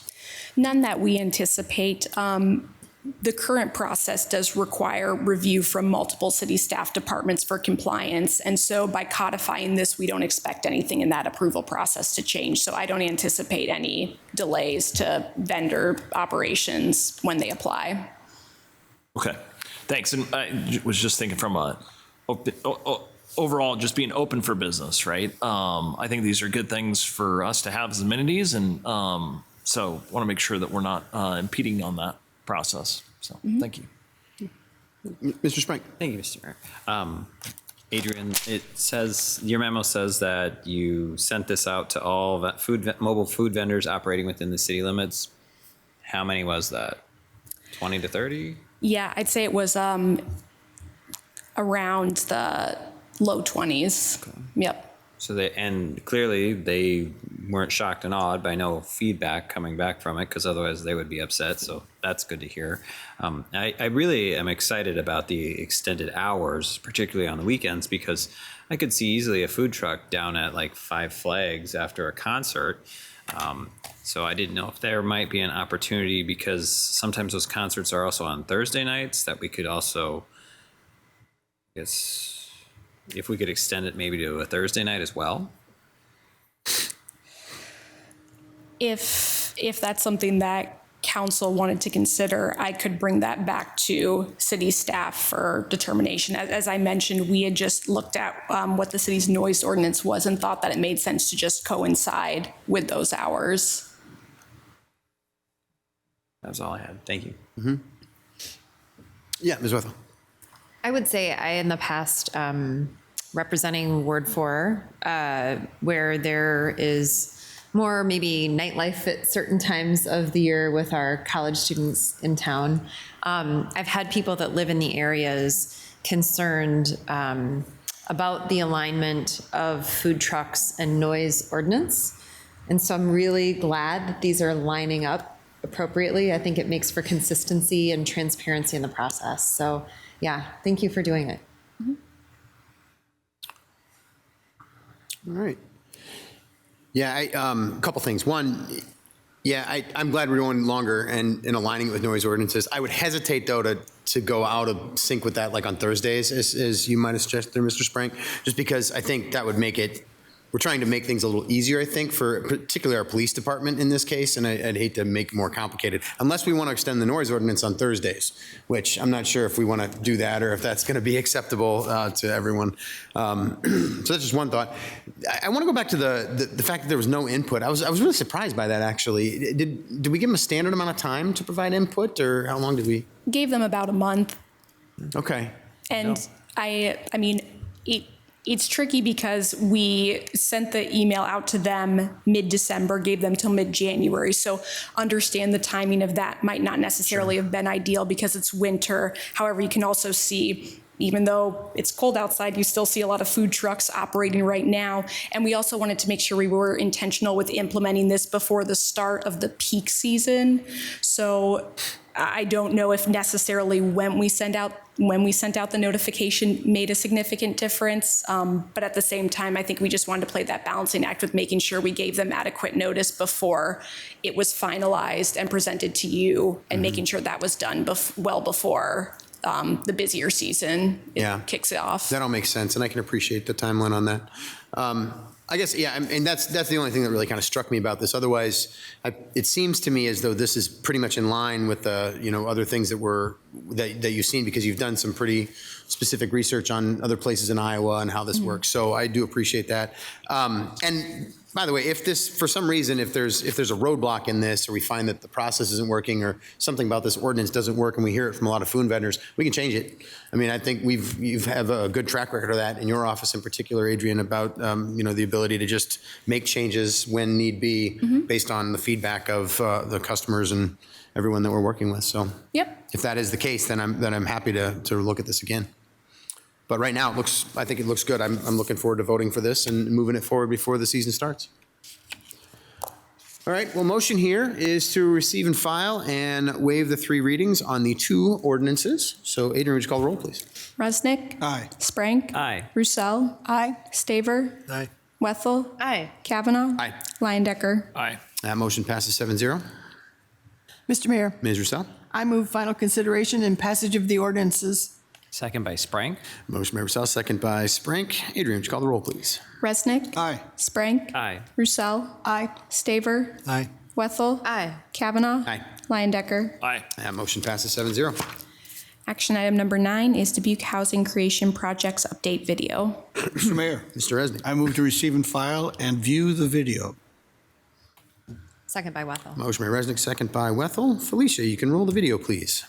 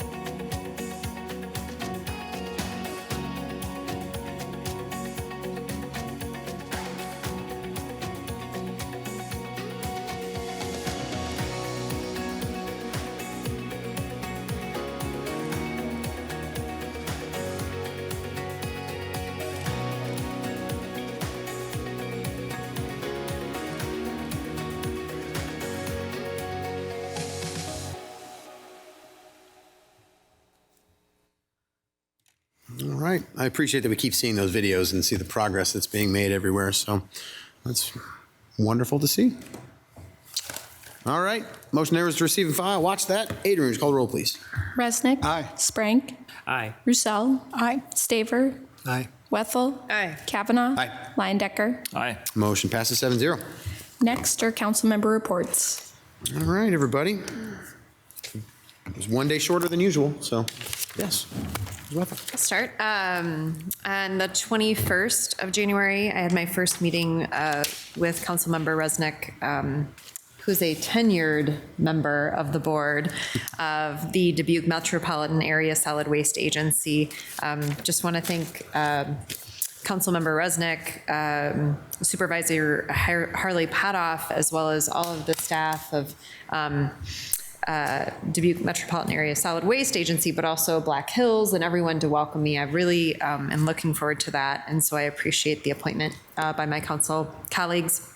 And then on the 22nd, I know Mayor Kavanaugh and I were able to attend the Dubuque Police Department Award recognition ceremony, and every year I am incredibly moved by the service that our police department offers, and the very just the tremendous sacrifice and care that our police officers give to our community. January 28th, I had my Dubuque County Early Childhood Board meeting. And then I think, as I've shared with council, there is potentially some transitioning happening actually quite quickly, and more quickly than anticipated. House Bill 623 is potentially moving out of committee this week, and that would change to a model of regionalization of services for early childhood Iowa, which also now would not only change the service model into districts, but it would also extend from early childhood only to family services, so serving children 19 and under. So we would not only be regionalizing services, including things like parents as teachers, VNA services to families, you name it, car seats, really important things we do locally with our partners. I would be one of 10 members in District 7 of 14 counties, rather than having our services locally. So there's a tremendous change coming our way potentially this week if this bill moves forward out of committee. I am going this Friday to the first meeting of the ad hoc committee of 10 members to learn more about if and when this transitions out of committee, what that will look like for our community. And so I'll bring that information back, but I will be frank, it will tremendously change the services that we are able to deliver locally with our community partners. Thank you for that, Ms. Wethel. Mr. Resnick. Thank you very much. I want to highlight just a couple things, and that is Ms. Roussel and I, and maybe others, visited the Habitat for Humanity, the 3 homes that we saw in the video. Let me speak up again in partnership for the partnerships that we have here, public, private, and they're doing a great job with those homes there, and I was very impressed with the how they turned out and the people that I talked to about what's going on and the quality of the build. I'm excited. I think it fits in the neighborhood very nicely. And so I'm excited about that. The second thing is I went to the First Citizen celebration with Perry Mason recently. And again, with citizens like that, with residents like that, looking out for each other, coming together. He helps with the veterans and so many other things, and the fireworks. And he just, folks like that are just priceless for our community. And thank you to Mr. Mason, and thank you for the Telegraph Herald for sponsoring such a great event. Thank you, Mr. Mayor. Thank you. Ms. Roussel. Thank you. Yes, I did attend the Habitat for Humanity open house, and they are wonderful. And so I would like to encourage anyone who thinks they might be a possible candidate for a home to check out the Habitat for Humanity website and see if you might qualify. They are truly lovely. I also attended some board meetings for Dubuque Main Street and for HACAP. So thank you. All right, thank you. Mr. Sprank and then Mr. Windecker. Thank you, Mr. Mayor. Yes, last time since we met, got involved with the Crescent Community Board, so I'm on that now. Worked with the DRA on a nomination committee. Visited also the wonderful new homes that Habitat for Humanity has built. Those are just really impressed with them. Really impressed with how tall the ceilings are in the basements. Just an odd thing, but also then I ended up, when there was a public house open house for the new house that was built in my neighborhood that we funded, 2527 Washington Street. That was the house that we tore down, and then they built a brand new, nice, lovely home on it. So expecting that to be selling at some point. So, and then this week I've got a couple of neighborhood association meetings, and then Thursday I chartered a bus with a bunch of folks within a mobile homes association. So we'll be going down to Des Moines. We'll be stopping in Iowa City, picking up folks from there, and I hope to learn more what Johnson County's doing with their actions, because they've got some good ideas. So I'll probably be sharing more about that in the future. So thank you. All right, thank you. Mr. Lindecker. Yeah, thank you. So I continue my orientation process around the various departments. So met with Water and Resource Recovery Department. Very fascinating all they do, and as mentioned with the issues they've historically had out there, but there's a lot going on there. So it's very interesting and insightful and helpful. And then also met with the HR department late last week, and so they've got some exciting initiatives and things that they're working on. So look forward to hearing about their progress when they share that.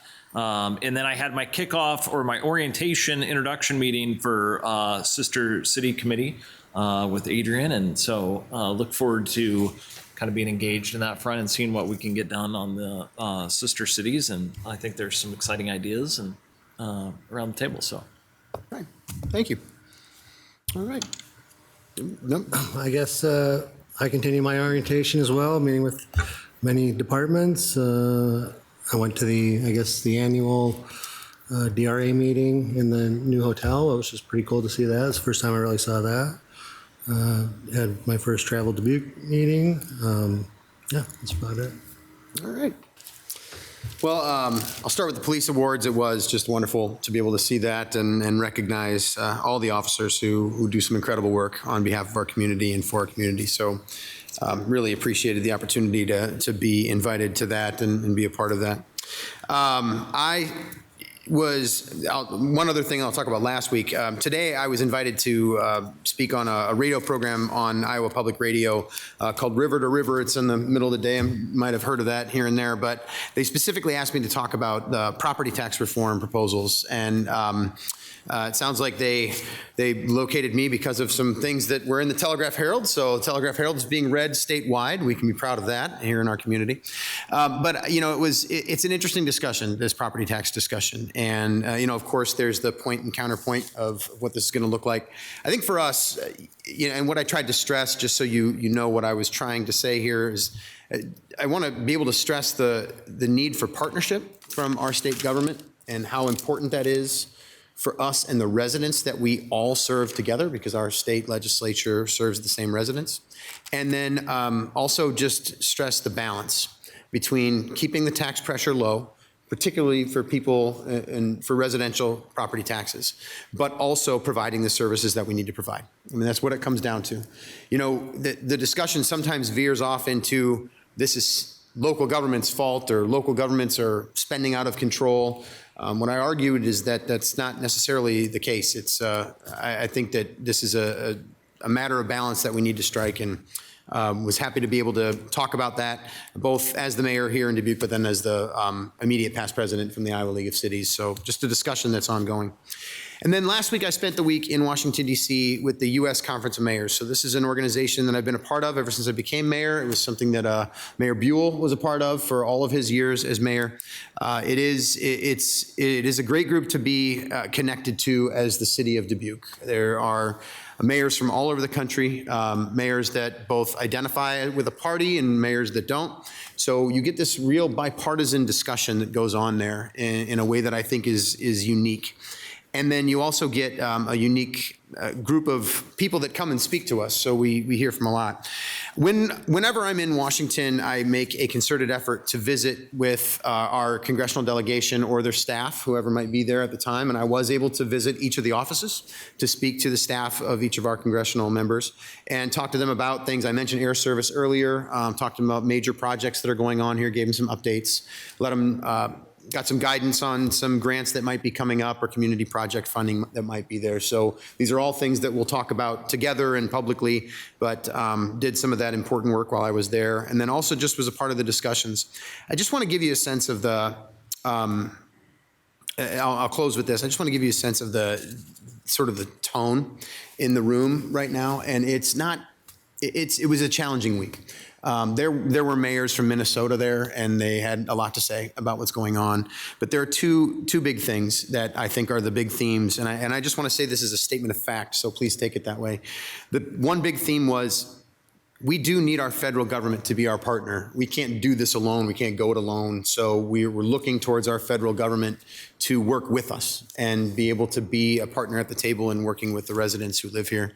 That was a big theme that was followed. The other theme had very specifically to do with immigrations and custom enforcement. And there are major concerns countrywide in a bipartisan way about the things that we're seeing in Minnesota right now, and in Minneapolis specifically, and in particular, what it means in the discussion of policing in general and how it's potentially setting back the work that's been done so much since 2020 and the trust that is being built by police departments. And I thought of that very personally, in particular our police department, who I think does an incredible job of building that trust.